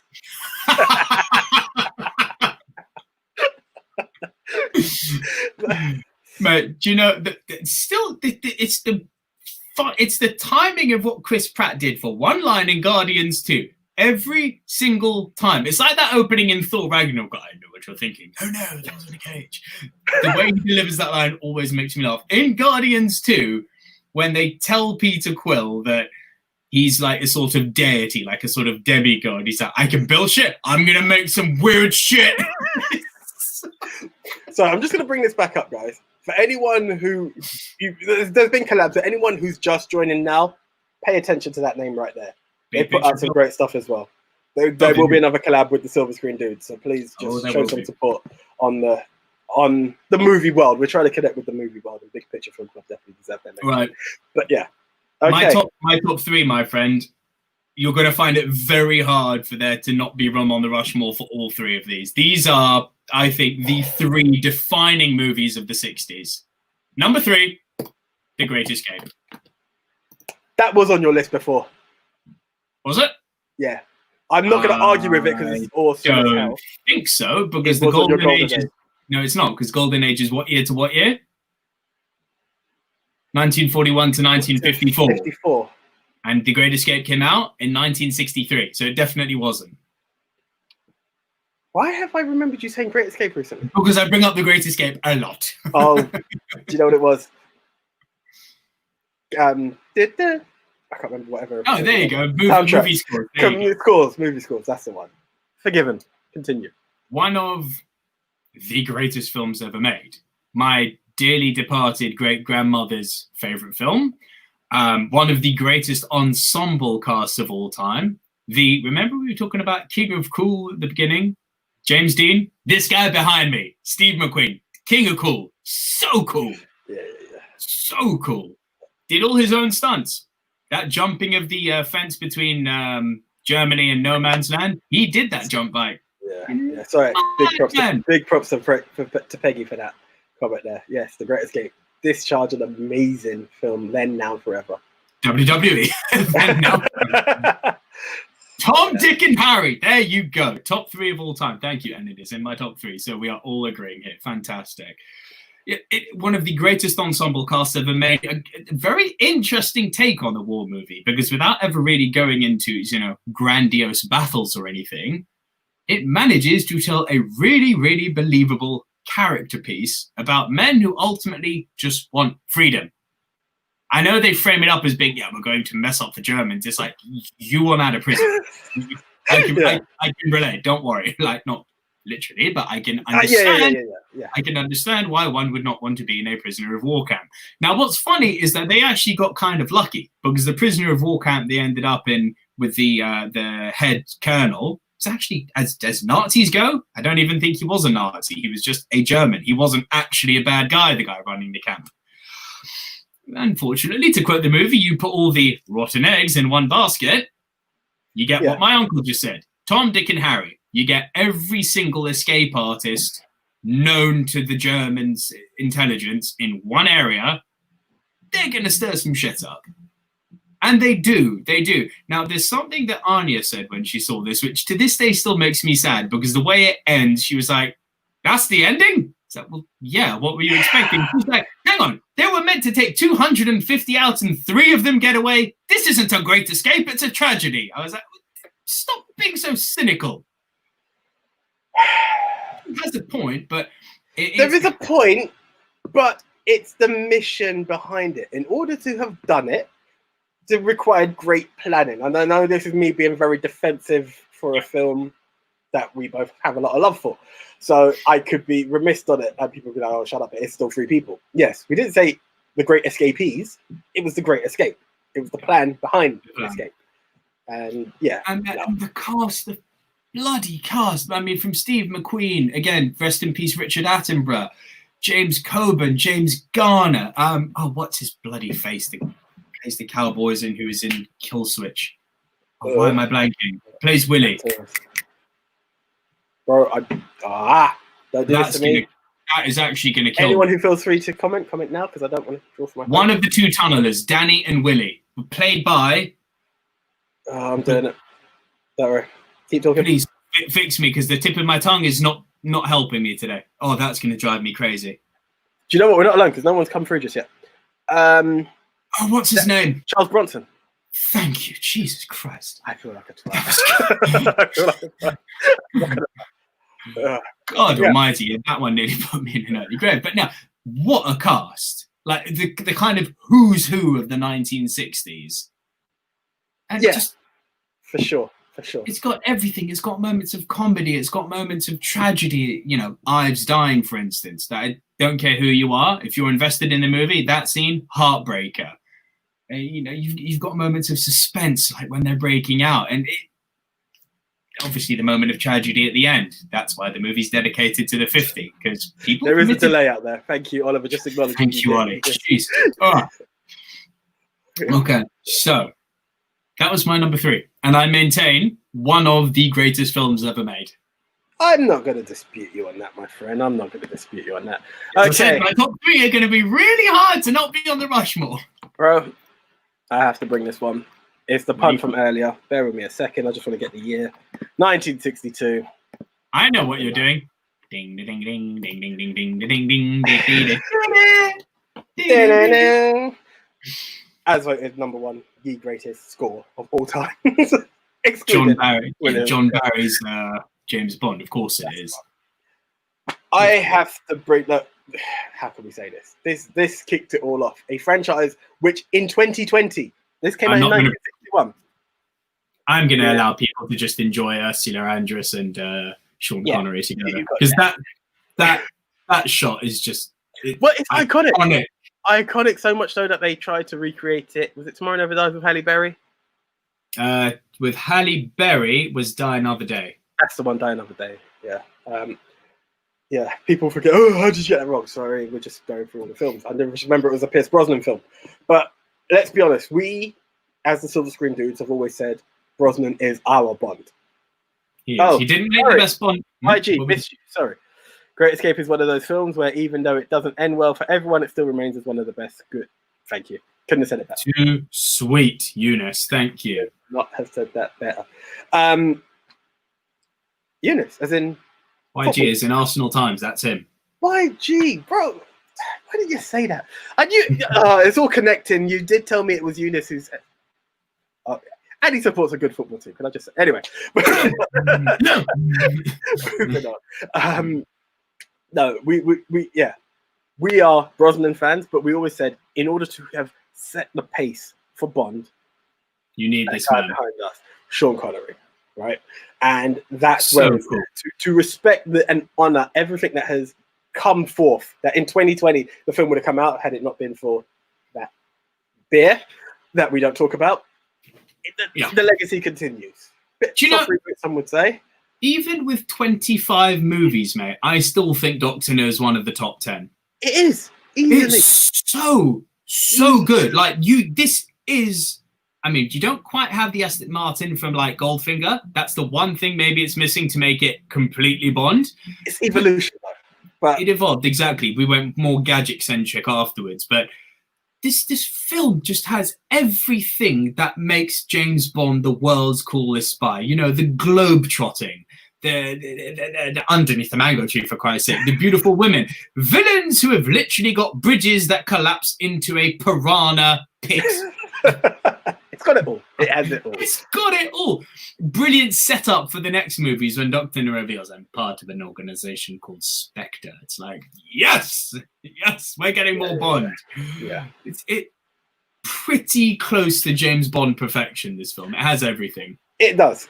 And to me, you take that, you take the legacy, you take Connery.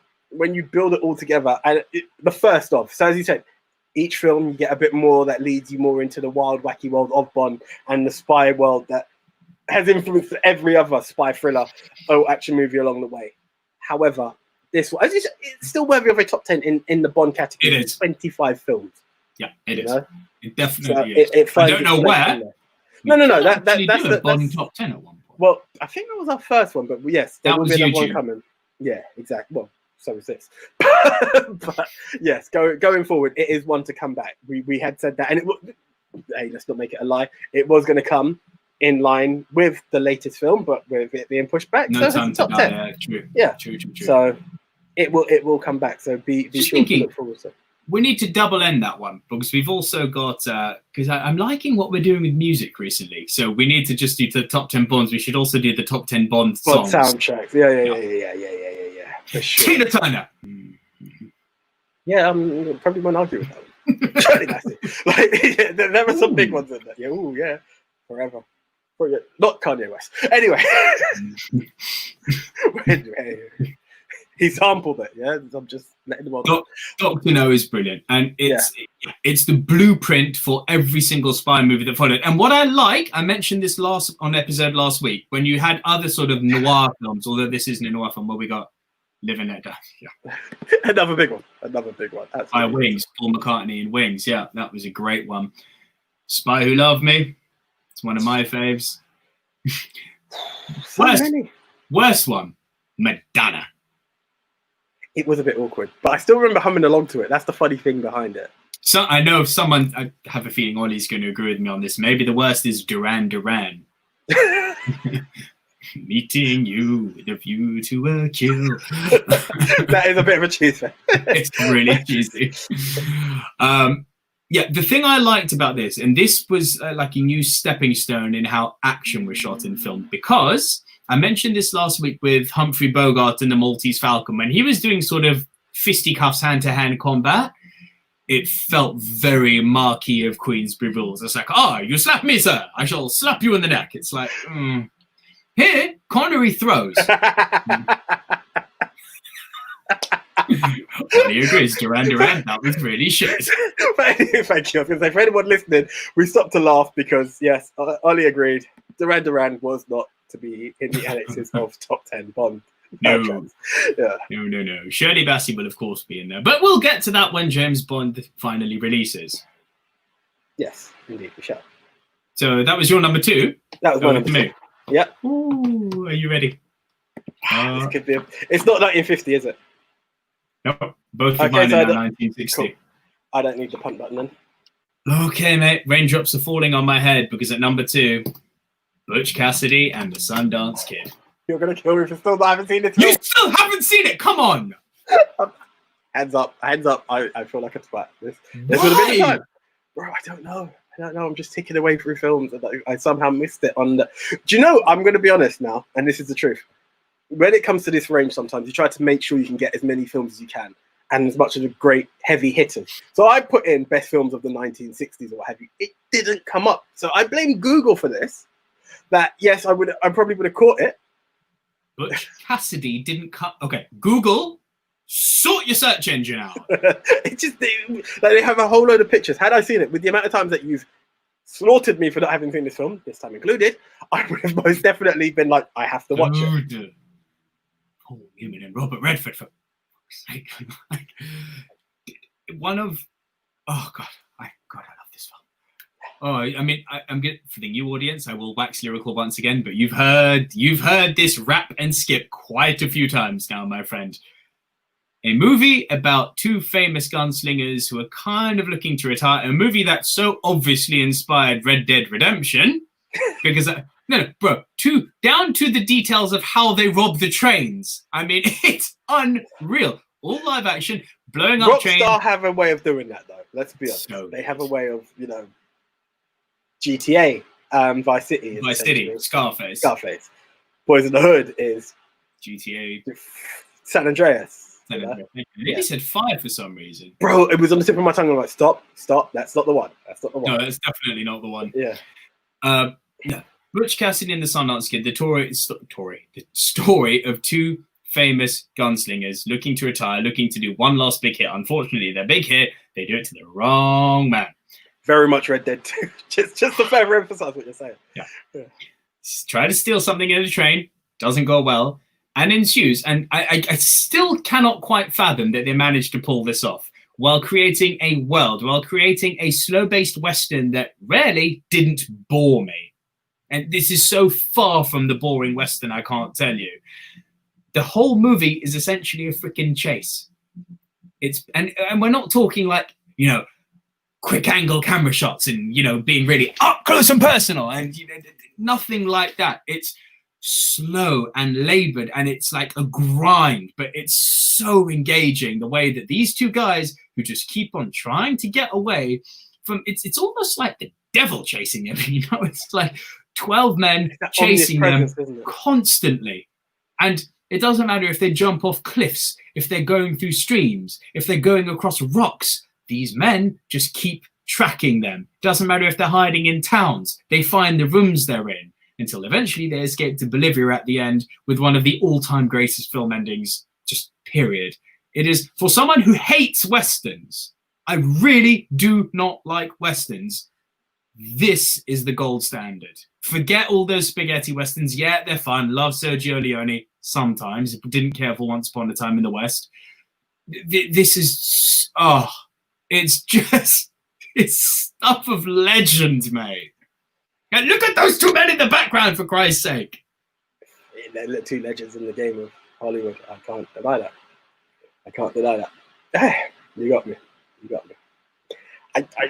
I'm just sorry. I haven't seen it yet. I don't apologize. Yeah, received. Okay. No, big. I wish I could add more. To be fair, for a guy who... Okay, so for people watching, 3 things to show in life: death, taxes, and AJ talking comic book movies. And it took you how long to watch Dread? I felt like disconnected. Do you know what? Yeah, forget it. Take it over. I'm joking, guys.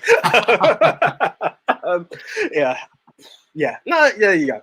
Some stuff just takes longer than others. Little fun family fact for you. My uncle, who is Oliver, who's watching at the moment, his favorite comic strip, Judge Dredd. Okay, there you go. He's the one who got me into comics. Cool. Shout out Ollie. There would be no Silverscreen dudes without that, because that essentially is where most of our combos came from. Okay, right. I don't have a worst. For disclaimer, I do not have a worst. I do. Fire away, my friend. And people are going to hate me for this. I am so ready for the hate on this. Okay? Be careful. Oh, my friend. I don't know if you've seen it, but it was my worst. By the end of the film, I did appreciate it. Bear with me a sec. Oh, no, I get that. I get it. There we go. Stallone film. Shut up. He actually made me go dizzy with the laughter. That is not... You did not say Judge. Ollie, I just want to know, have you seen Dread, the new one? Stallone film best, like shush. Have you seen the newish one who came out 5 or 6 years ago now with Carl Urban? Cersei Lannister. Cersei Lannister, the good Dread. Have you? It's just called Dread. Have you seen it? If you have, give it a few minutes because there is a couple of delays. Yeah, there's a delay. Sure. You know. Right. I get. You serious? Okay, Ollie, I have to ask before I do touch on my worst. Which is your favourite? Because I'll be honest. He just said Stallone. He's seen both. Well, Stallone film best. Much, I don't know. There was no action. No, listen. Don't get me wrong. I have fun with the Stallone one. But there is a way that the Carl Urban one is delivered that I'm like, yeah, it was refreshing to see. That's what I'm saying. In from what I've understood the comic to be, I can lean towards that. But I do. I don't hate. No. Tata. This is his worst. He's putting this as his worst. I apologize. Yeah, it's worse. This is the worst. And I'll tell you why. By the end of the film, I really appreciated it. Right? The beginning drove me insane, something mad. And here we go. Why? And Peggy, I really do apologize because I thought we were on site there. Nope. You couldn't convince me.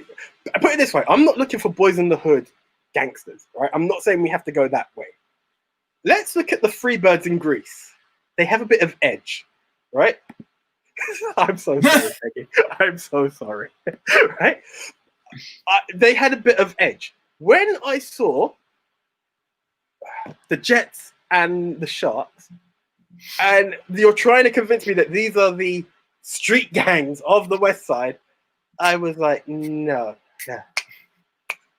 And you're moving around like Billy Elliot. I'm just not sold into this. And then the knife fight, I was like, no, don't do this to me. I love the story. It's Romeo and Juliet retold, and it was told well. Basically.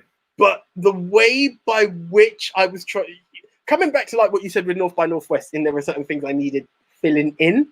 This one, I was like, had you just said to me two rivaling families to a degree without making it Romeo and Juliet, but you know, you can't even the way you've said that like makes me think Romeo and Juliet. But do you get what I'm saying? Okay, so we went from families to gangs. You could have been like two rivaling nationalities, the Polish and the Americans, Italians, whichever way you want to put it. But it's the Cubans, isn't it? It's not. Yes, I'm taking two. It was the Cubans or Puerto Ricans. I'm remiss to remember which one it was. But you know, the South American. Yeah, the Jets are Polish. Right. Okay. The Jets are Polish. They are the Polish Americans. So you could have just been like, they have difference of values. Spike Lee done it in Do the Right Thing. Here we go. I was a teen when I saw it and living. Well, to be honest, I haven't even seen it. But yeah, I just couldn't buy into that part of these are the guys that were the roughneck, the troublesome teens of the streets. It was like, it's just not that. The story's great. The story is great. And on that side, it deserves its accolade. But when I was like, well, do we need a worse? I remember watching this and I was like, you've made my worse. But at the end of the film, I'm like, I really enjoyed it. But I was like, you've got into my worst. Bro, the wonderful thing that we're experiencing right here in this moment in time is the wonderful thing about film. There is no right or wrong answer. There are only opinions and they are all valid. Yeah. Ollie likes Sylvester Stallone. I like Carl Urban. You do not like West Side Story. I think he does like West Side Story. Yeah. There's no right answer here. There isn't. I mean, we've just been recommended to watch Eurovision. And again, it's a choice. It is a choice. Here we shut up. I shall not do. Yeah. Okay, sir. You're number one. No, you're number one. Oh, my number one. Oh, yeah, because you didn't have a worst. I got thrown. I'm doing two pictures in a row. No Way Out. Oh, I'm going the wrong way. Why does that ring a bell? Sidney Poitier's first film. Thank you. First mainstream film. Do you know what, mate? I completely forgot about it. When I went through and I was going through so many stuff, this film came up and I watched it and I was like, this is something. I wasn't too sure it was going to be number one. At one point, it was nearly like Mary Poppins or something. And I was like, the message in this film is powerful. The way it's delivered is great. You've seen it, right? You have. Cool. That was a nod for anyone listening. Sorry, yes, yeah. We're not doing audio visual. We're also audio. Yes, that's seen the one. Sorry. Yeah. So the story is Sidney Poitier, a recently graduated doctor who is still very reluctant to. He lacks a bit of confidence in trying to be a doctor on his own. He still wants to be an undergrad for a year just to get the feel of it all. And he is a black doctor in a very white town. Well, white part of town, and they just don't believe he can be. There's a black guy as a doctor. Now, 2 criminals who have both been shot in the leg by the police have been carted in. He's taking care of them. There are 2 brothers who they've just done a failed bank robbery. And what then happens with that is one of the brothers is hallucinating, things are going wrong. And Sidney Poitier believes it's a brain tumor and administers a medication to help him. What then happens is the guy dies. The brother, at the time, while Sidney Poitier was inducing this medicine, is like using the N-word quite frequently. This is where I was like, Mockingbird, how to kill a mockingbird. This was the other one that shows it. And you're like, okay. And he's like, well, I was being N-hated. And he uses the N-word quite freely as well, you know, Sidney Poitier. So it just shows how this is used at the time. And he's like, maybe I wasn't in the right frame of mind. And he wants to get an autopsy. The brother denies the autopsy. So then it means having to go to outside of the hospital and trying to find other family members. And the story just evolves from that to find out, did he make the wrong call in a time? And again, it's with all of this hate, do you want to kill someone who is essentially racist? Were you making the right call because of your ethics? So many questions come out from this, if you would, that you question of, did he do it? Was he wrong? Was he right? Was it accidental? There is a question I would ask to all this in terms of, would you kill someone for being racist? Is his name Donald Trump? Thankfully, that isn't a question we have to answer in this situation. But the film just shows so many levels, and you know the levels of it is that this case happens inside the hospital, but then it evolves bigger into the white side of town wanting to attack the black side of town based on the judgment of what's happened here, and it all comes into something. Even when the verdict has been proven, which I'm not going to spoil, there are still questions from the opposing party of how did you come to that verdict? You know, it was one that really touched me, and I was like, you know what? And for a first time as a lead, Sydney, you took it out of the park. Yeah, there's a top 10 list to be made there. Top 10 debuts. Yeah. Oh yeah, for sure. Did we do? I think we've done directorial debuts, didn't we? Correct. That's the one. Yes. You've never done acting debuts. Leonardo DiCaprio, What's Eating Gilbert Grape. Yeah. So many. Pretty sure Daniel Day-Lewis started with My Left Foot, but I may be wrong. If he did, what? No. Because like Sid and that, I don't know. I may be wrong. There's a few films before that. Lead, Lead. Yeah. I may be wrong about that. But anyway. Yeah. Right.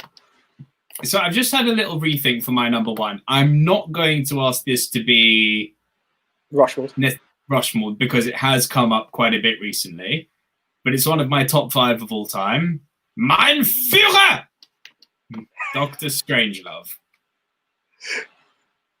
Oh, President, yeah. I was like, hey, hold up. But yeah. It's come up recently. And Golden... No, not Golden Age, because it's 60s. I can't remember when it came up. It came up twice recently. But either way, who cares? Peter Sellers deserves a mention. I nearly went Pink Panther. I just didn't have the space. I'll be honest. It's a good and anything with Peter Sellers, basically, because he is the OG chameleon actor. For sure. It's unreal what he does in his film. I know, Dimitri. Well, how do you think I feel, Dimitri? Gentlemen, you can fight in here. This is the war room. I mean, just that's got to be one of the greatest lines ever written. You can't fight in here. This is the war room. Like, genius. Repeat. Second time Stanley Kubrick's coming up on my list. Sucker for Stanley Kubrick, in case that was never obvious for the 100 episodes that you've heard so far.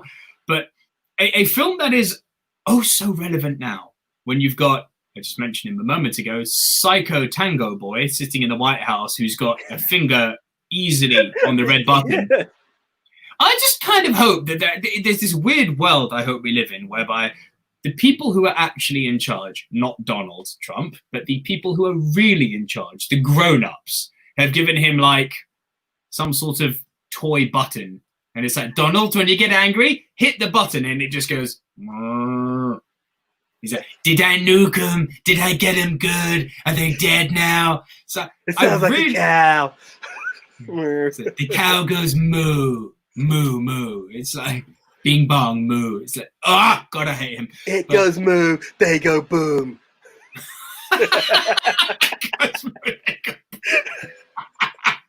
Nice. Very good. Very good.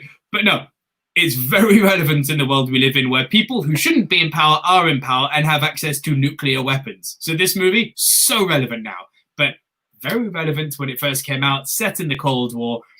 Tensions between Russia and the US are obviously incredibly high, and you've got one general who's gone completely rogue and is about to launch nuclear missiles from a B-52 bomber to one of the greatest pieces of music ever assembled. That ba-ba-ba-bum, ba-bum, ba-bum, ba-bum. So good. Yeah, no, it is fun. It is fun. It's great fun. Meanwhile, you've got Russian spies entering, the Pentagon. You've got Peter Sellers playing the president. Three people. The president, the Dr. Strangelove, who only comes in right at the end, who's the kind of, so charming nuclear specialist. Well, what we could do. Yeah, nine! My Fiona. Yes, Mr. President. Yeah. I'm trying to strangle. It kills me. I think also this is kind of the beginning of what they call dark comedy, or like black comedy, because it's so dark when you think about it. But yeah, just everything in this movie is pitch perfect for me. It is, as I said, it's my favorite Kubrick movie. It's one of my top 5. I adore this film. Not much I could add. It is a great film. It's great from Kubrick. Sellers on top form. And George C. Scott playing the war-hungry general. Yeah. Just it's great. I had great fun with it when I watched it recently. Like, honestly, not much I could add. So good. I'm surprised that you've seen it and that it's not on your list, to be honest. To be fair, do you know what? I got confused with President. I just remember it being recent, and I just tried to be fresh with the list. So don't get me wrong, there were some that had to be there. Mary Poppins, and certain things you just have. But there are others that just hit me recently. Again, No Way Out. I'd never seen it, and I was like, "How?" So there we are. Right. Let's do it. Rushmore time. Now, I would really like to push for No Way Out. Wait. However, let's explain how the Rushmore works. Yes, please do. So these are the 4 quintessential diverse must-see movies that define the topic we're talking about. The topic in this case being movies from 1950 to 1969. So another thing to take into account when we're creating the movie Mount Rushmore is that you guys, people listening and people watching us live right now, get the final say. The poll goes up with Movie Polls for You, or We Love Movies, who are on Twitter. The poll goes up on our Twitter feed, and you get the 4 candidates we're going to pick now. You decide who the winner is. I will reveal the winner of last week's poll, which was movies from 1930 to 1949, after we've decided the Rushmore. But the main thing to bear in mind with the Rushmore is to look at things objectively, okay? It's not just about saying, these are my top 4 versus your top 4. No, it's never that. We've drew for number 8. Wizard of Oz was my number 9 last week. It went into the Rushmore. You have to look at all sides of the argument and think, if this goes in, what are the reasons for it being in there? If we take that out, what are the reasons for it coming out? You've got to look at things objectively and not just think, this is my favorite, therefore it should be in the Rushmore. That's what our top 10 lists are for. These are our favorites. But now let's look at things on a critical, objective level. What goes in? I've been thinking about this recently as well. When we have to be objective to that degree to a poll and a vote, this is where stuff like No Way Out then tend to fall, dare I say, because of how recognised it is, and essentially it will then lose. So then what I then think of, I'm going to talk to you about it after, because it's something to discuss.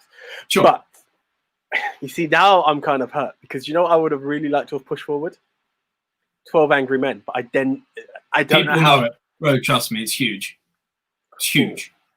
Cool. And the movie fans on Twitter will definitely know 12 Angry Men. So I'd love to put it on there. So, okay, I'm going to toy with that one. It is down, but I'm going to toy with that for now. Now,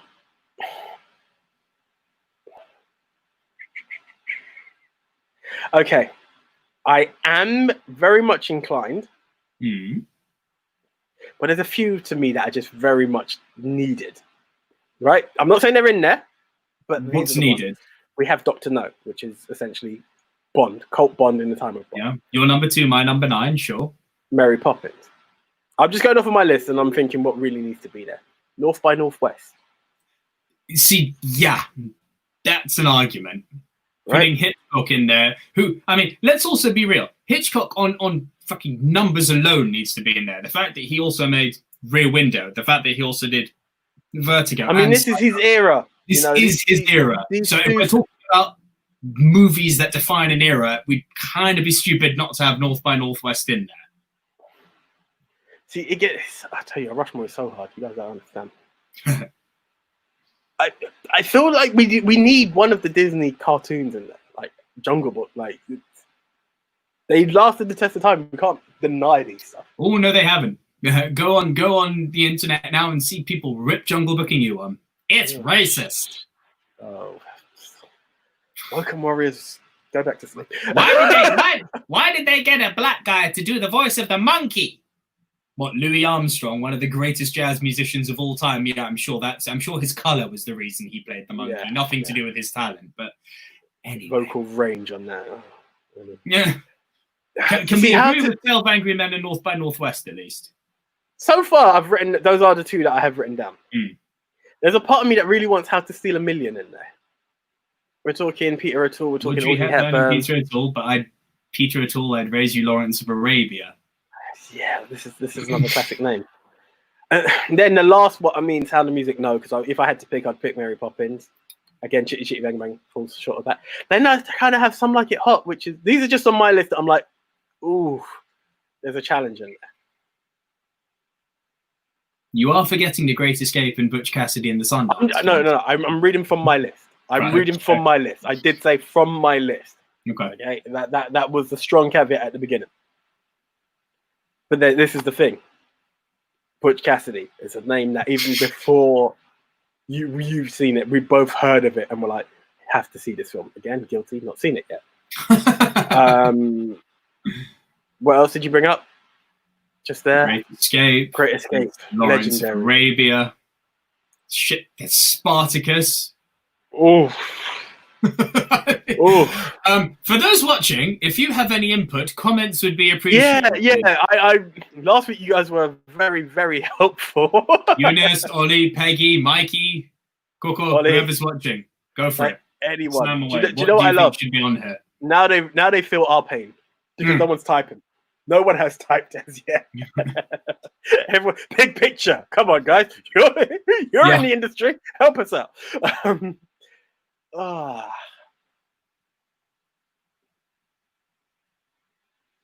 Are you really saying that there's no way Mary Poppins shouldn't be on this list?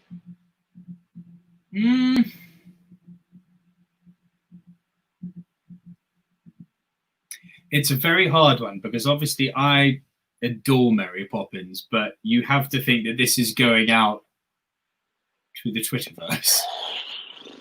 Peggy's dropped 2 Spartacus and Great Escape. Shit, right. Great Escape. I'm not diminishing Spartacus by any means. I mean, those are 2 legendary lines. Like, I'm Spartacus has lasted the absolute test of time, and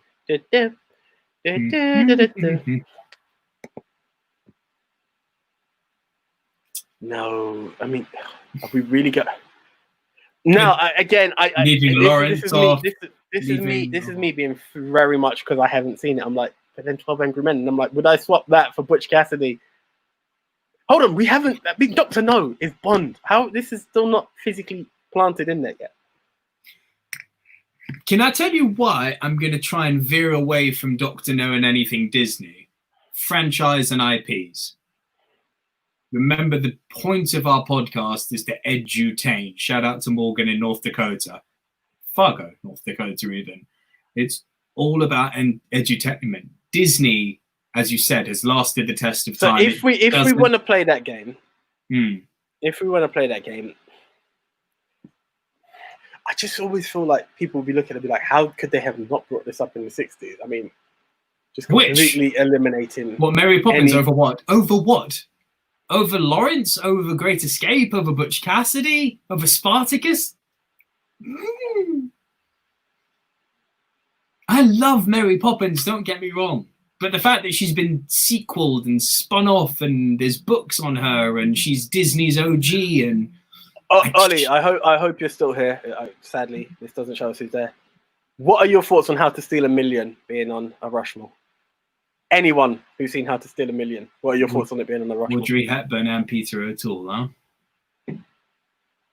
Because there were some of the hitters in this game as well that are like...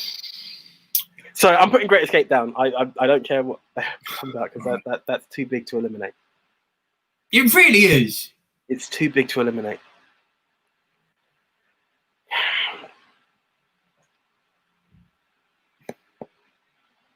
You know, the more... Sorry. What did Peggy say? I feel so bad. Yes. I am so sorry, Peggy. I feel so bad.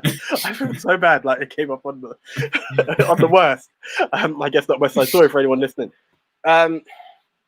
We've got 3, and I can tell you, trying to fill that last slot is proving to be quite difficult. And now's where we're going back to the drawing board. And are we maybe taking 12 Angry Men off? Great Escape. Great Escape's in. Great Escape's in. That's on. And the fact that Ollie didn't comment on my question of How to Steal a Million proves it may not need its space in there. There you go. Thanks, Ollie. It helps. It helps. It hurts, but it helps. The 2 I'm still toying with to fill 1 space are Butch Cassidy and Lawrence of Arabia. Sorry. Peggy's just put Great Escape must be in. Great Escape. 100%, it isn't. Guys. Great Escape isn't 100%. Yeah, even I was like, you know what? It didn't make my list, but how stupid. Boom, it's there. It's in. Are we happy with North by Northwest? Yeah. Hitchcock, Cary Grant. Yes. North by Northwest. The film that gave us our bloody name. How to Steal a Million. Good, but more Night at the Museum than in Championship. Good shout. Yeah. To be fair. Oh. Now you guys know how we feel every week. Sorry, just because no one has put 4 films directly. No, it's not possible. Tell you what, let's put this out to the audience. Let's reread our top 10s quickly, and then maybe the people watching will want to have a comment on what they think the 4 should be. Okay, so you fire away, my friend. 10 through 1. Some Like It Hot. Alice in Wonderland. The Sound of Music. Chitty Chitty Bang Bang. How to Steal a Million. Jungle Book. North by Northwest. Mary Poppins. Dr. No. No Way Out. Right, my number 10. Rebel. Sorry. So Lawrence needs to be in there, huh? So my number 10. Rebel Without a Cause. Number 9. Dr. No. Of course I am. Number 8. Spartacus. Number 7. To Kill a Mockingbird. Number 6. North by Northwest. Number 5. Lawrence of Arabia. Number 4. 12 Angry Men. Number 3, The Great Escape, which is in. Number 2, Butch Cassidy and the Sundance Kid. And number 1, Dr. Strangelove. Help! Considering, well, time is ticking. There is 1 solid vote that's there. Guys, Lawrence. You have literally 15 seconds because I know there is a delay.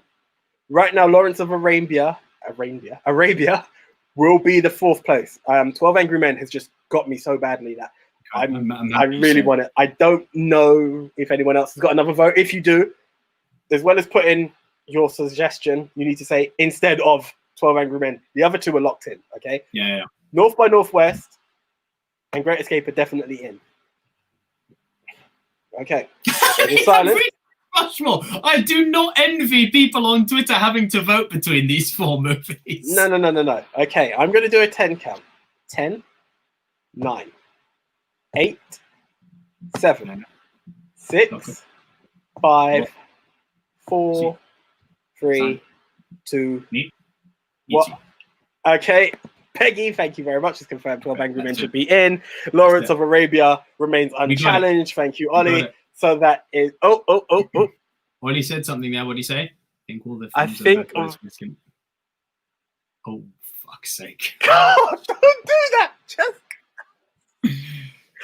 Chitty Bang the top 2. Oh. Okay, Ollie, Chitty Chitty Bang Bang instead of what? Yeah. Again, we will permit for allow the little delay on here. But... Right. He just said there really is a long lag. Basically, guys, it's not us. I think Facebook is actually slower than YouTube. I can't remember which one, but it's just in case of F-bombs, disconnections, and the rest. There is a long lag. So, guys, apologies. It's technology. We didn't create the software, the platform. He's laughing. I don't know if he's laughing at the fact that we thought we had it, then his message just came through. He's messing with us big time. But you've put it out there, so I'm waiting for that statement. If he doesn't put a statement out of what are our top 4 again? Well, we've got 2 that are locked in. Essentially, what Chitty Chitty Bang Bang could replace would be Lawrence of Arabia or 12 Angry Men. Because North by Northwest. I'm just saying. Okay, but he said what are the top 2? I'm saying North by North. Okay. How am I going to help him out? We've given him 2. Okay. Yeah, it's true because the other 2 are locked in. This is the patience game again. This is indeed the patience game. For people listening on podcast, we do apologize, but we are doing this live and we have a live audience. Please do subscribe if this is your first time listening. Like, don't be like, these guys just lag, because no, we don't. This is us celebrating 100 episodes. Yeah. Next week, what's taken out? This is Peggy versus Ollie. Oh, husband and wife, I'll let you 2 fight that one out. How dare you guys do that? How dare... Oh gosh, here we go. She says, have to agree with Ollie, but because of the time delay, I don't know if that works. Just to confirm, this is going out to Peggy. Just to confirm, you agree, remove 12 Angry Men and put Chitty Chitty Bang Bang in, yeah? What I love, we'll leave the debate. What I love, though, that out of Sound of Music, Mary Poppins, and Chitty Chitty Bang Bang, Chitty is the one to take the lead. That shocks me. I'll be honest. It's loved, man. That out there. It's absolutely loved. I'm doing this on my list. I'm not an idiot. No offense to you, I'm not calling you one when I say that. But like, I'm just shocked because I wouldn't have said it was my favorite out of the 3. But hey, the Nation of Fun. I love this because now the Rushmore is that kind of inclusive vote. Yeah. Okay, guys. While I'm just waiting for that to come through, that Peggy agreed that it should be Chitty Chitty Bang Bang over 12 Angry Men. What I am going to do is just put this out there for everyone to read. This is all the ways you can get in contact with the Silverscreen dudes. We also do a wrestling podcast for anyone who's interested. We don't top 10 that one. I'm just putting it out there. But we have a lot of stuff. If you are interested in anything to do with the underwater world, do check out Freedom Divers. If you would like to do anything on it... Oh, here we go. The comment has come through and I will shut up. Okay. Yes, Chitty Chitty Bang Bang. Yeah, sorry. I will let you read that one as well to say I'm not chatting crap. The magic in children's art. It's true. We didn't actually honor anything kid-like. Right. Damn! I love 12 Angry Men. Damn. All right, fine. AJ, are you happy to roll bear with that? me. Just bear with me 1 sec. No one else is going to see this. It's just you. What I've just said there, that's in, right? Yes. Okay, cool. Yes. Yep, I am good to go. Wow. Thank you, guys. Thank you, guys, fully. And that's not in a bad way. We truly do appreciate it. We really do appreciate that. Magic is magic. Movies speak volumes. And this is a Rushmore made quite closely by Peggy and Ollie then. It's not just a hot Rushmore. Ladies and gentlemen, the official movie Mount Rushmore of movies between 1950 and 1969 in no particular order is... In stereo. North by Northwest. Our second entry is... The Great Escape. Our third entry is... Lawrence of Arabia. Our final entry into the movie Mount Rushmore of movies between 1950 to 1969 is...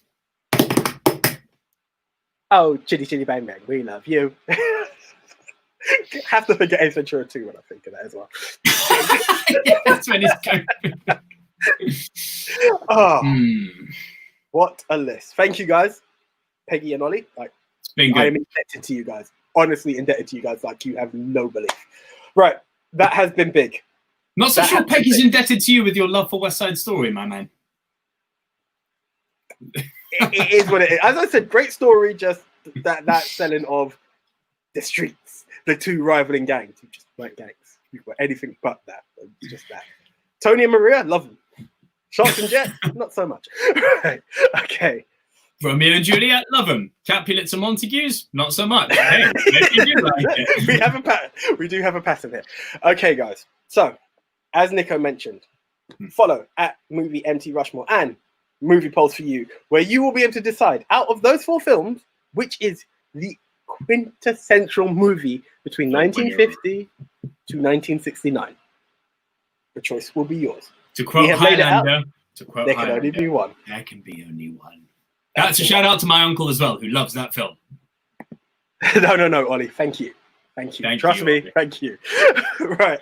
If you like it, please tell movie fans that you know. Tell them to subscribe to our podcast on iTunes, iOS, Android, Spotify. We're everywhere. All podcast platforms, we are there. So if you do know people who might get a kick out of this, please do share the podcast. We're not just YouTube's going to be a sporadic thing. The podcast will be weekly. Yeah. The podcast is the podcast in its essence to be listened to.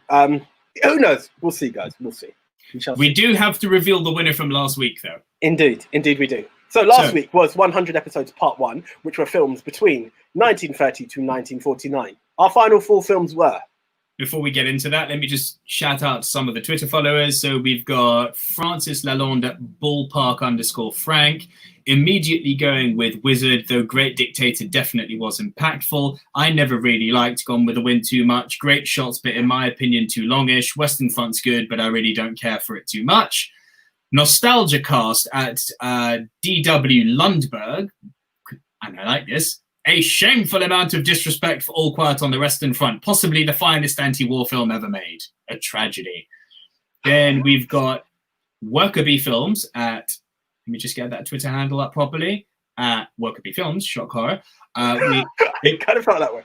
It was between The Wizard of Oz and The Great Dictator, but The Wizard of Oz was so formative for cinematic storytelling, and its influence still bears its mark on films to this day. Purple Monkey Dishwater.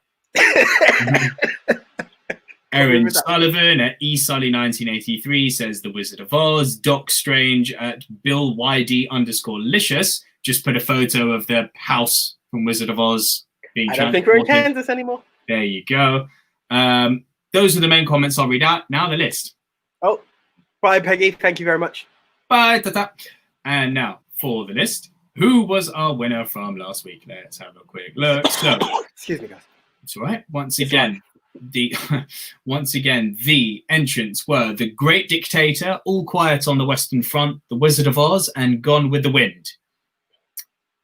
There was a steamrolling here. Okay. A steamrolling of the highest degree. In at bottom with just 10%. I'm going to go with this just because I... Oh, really? All Quiet on the Western Front. Damn. Do you know how much that hurts me? Damn. That was your number 1, right? Yes, sir. Damn. Number 2 with 14%. Have a guess? My number 1. Gone with the Wind. Nope. Great Dictator. Yep. Great Dictator. I had a feeling it's just slightly disconnected. That's harsh. It's worth a watch, guys. Number 3 with just 20%. Gone with the Wind. Number 1 with 56% was The Wizard of Oz. My number 9. They were off to see the wizard, the wonderful Wizard of Oz. There is no Wizard of Oz. He wasn't wonderful. It's not that good. What was it for me? Number 2, I thought, if I'm not mistaken. It was high for you, really. Yeah. It's classic. Well, guys, again, this is not us. You can see by the hurt, or you can hear by the hurt in Nick's voice and face for those watching. It is not us. This is down to you guys to vote. Now, if you don't want to see a travesty for many reasons, or you want to see a victory for many reasons, it's the only way I can put it, head on over to Movie MT Rushmore. It's all there on the scroll. If you haven't seen the scroll, guys, check out the YouTube. What do you think we're doing it for? But if you are, that joke aside, at Movie MT Rushmore and Movie Polls for You. That's the one. 56%. I agree, Nick. I love Peggy. I need to meet Peggy. And I do apologize for West Side Story. Oh, you've met her sons, Mikey and Jojo. Those are her boys. Great. Oh, of course, Ollie. Yes. Honestly, Ollie, Peggy. No, he just hit me like, penny drop him. You guys have got some great kids. And you've got a great nephew. Just want to put it out there. But no, honestly, great kids. I've met them both. Lise kid, here myself. Honestly, testament to you both. They are two top guys that I've met. So power to you guys. Sorry, just got a bit emotional there. Don't say much, mate. Love it. Don't say much. So guys, yeah, do movie polls for you and at Movie MT Rushmore. The chance is there for you to vote. It will be available from tomorrow. Am I correct, sir? So that's Friday for anyone listening. Friday the 10th. Yes, correct. Friday 10th of July up till Monday. Is that correct? Yeah. Monday 10 a.m. Is that right? It'll be pinned right to the top of our Twitter profile. You don't need to scroll. You can't miss it. If you go on to Movie MT Rushmore, it's there, right at the top. So, guys, that's it. It's over to you. So, I am just going to read what's at the bottom of the scroll just for anyone who hasn't done it. And I know I've done it before, but we have to plug ourselves because this is 100 episodes. We're 20,000 plus on podcast. We're 3.5K on YouTube, and it's all thanks to you guys. So Insta at Silverscreen Dudes, Twitter at Movie MT Rushmore, Facebook at Silverscreen Dudes, and believe it or not, the website also says www.silverscreendudes.com. So we thank you guys. This is 100 episodes in 2 parts, and we just tried to find our way to give back because we are really grateful for everything that you guys have done. The interaction has been great. You've helped us settle on the podcast more than we in a Rushmore, so that's also been quite fun. Can't promise it will happen all the time. It will be sporadic, as Nico said. But honestly, nothing more, whether you're in India, whether you're in Fargo, whether you're in Argentina, whether you're in Croydon, or anywhere else in the world. Well, no longer our top place. Really? Croydon have been dethroned. Who's taking the top place now? Hyderabad, India. Fair enough. So after 3 years, Croydon is off the map. Well, off the top It's spot. number 2. It's still doing well. It's still doing bits, guys. In fact, Croydon, tell a friend to tell a friend because you guys need to come back on top. That's the way. But no, honestly, from both of us, but really, I'm going to say it, and I'm sure Nico's going to echo it. Thank you, guys, for bearing with us. And honestly, behind the scenes, we are trying to deliver more to you guys in different ways. Let's be honest, half of you are tuned in. For us as well. Furlough has permitted us to do this at Thursday at 2 p.m., 3 p.m. But whatever we can do to interact and give you guys more, you will get it from us. And we love you guys, so thank you. We do. That was just beautiful, mate. Very good. Poet and I didn't know it. It's shut up. You had to spoil it, dickhead. It's been quite a journey. 100 episodes, going from trying to find our feet, not really knowing, having much direction on YouTube and whatnot. Really, really struggling, burning out, and we didn't give up. We just had to re-strategize. We thought we're going to put this onto audio format, see what happens. As you heard last week, we got a bit arty-farty with that, and then just decided, fuck it, we're going to do fly on the wall style, unedited, everything, just raw. Shout out to Eddie Murphy, but raw. And WWE. You guys have eaten it up. You guys have eaten it up. In 2.5 years, we've gone over to 20. We've gone up to 20,000 followers, 20,000 plus followers. It's humbling. Listen, Eunice, I don't know if you're still there, but YG, as you guys saw, met me on the road. Up to now, I still don't know. Actually, Eunice, if you are there, please type this in because she will help me clear this. Had you seen our pictures on socials, or did you just hear my voice and be like, damn, that's AJ? For delay and the fact that we're 2 hours and 8 minutes, I think I will shut up, but I will leave that streaming for a bit. We need to reconnect on that, Eunice, and we will be honoring you very shortly as well. But guys, nothing more than thank you, and we will catch you soon. Well, next week on podcast. Next week on podcast. No more live YouTubing. It may come back, but this was a special celebration. As of next week, we're back on audio. That's the one. Okay, guys, so until next week. And check us out on the socials in between that. But in terms of hearing us, until the next time, I am the one AJ. I'm Nico Lero. See ya. See ya. I actually held back just in case Eunice replied to that question.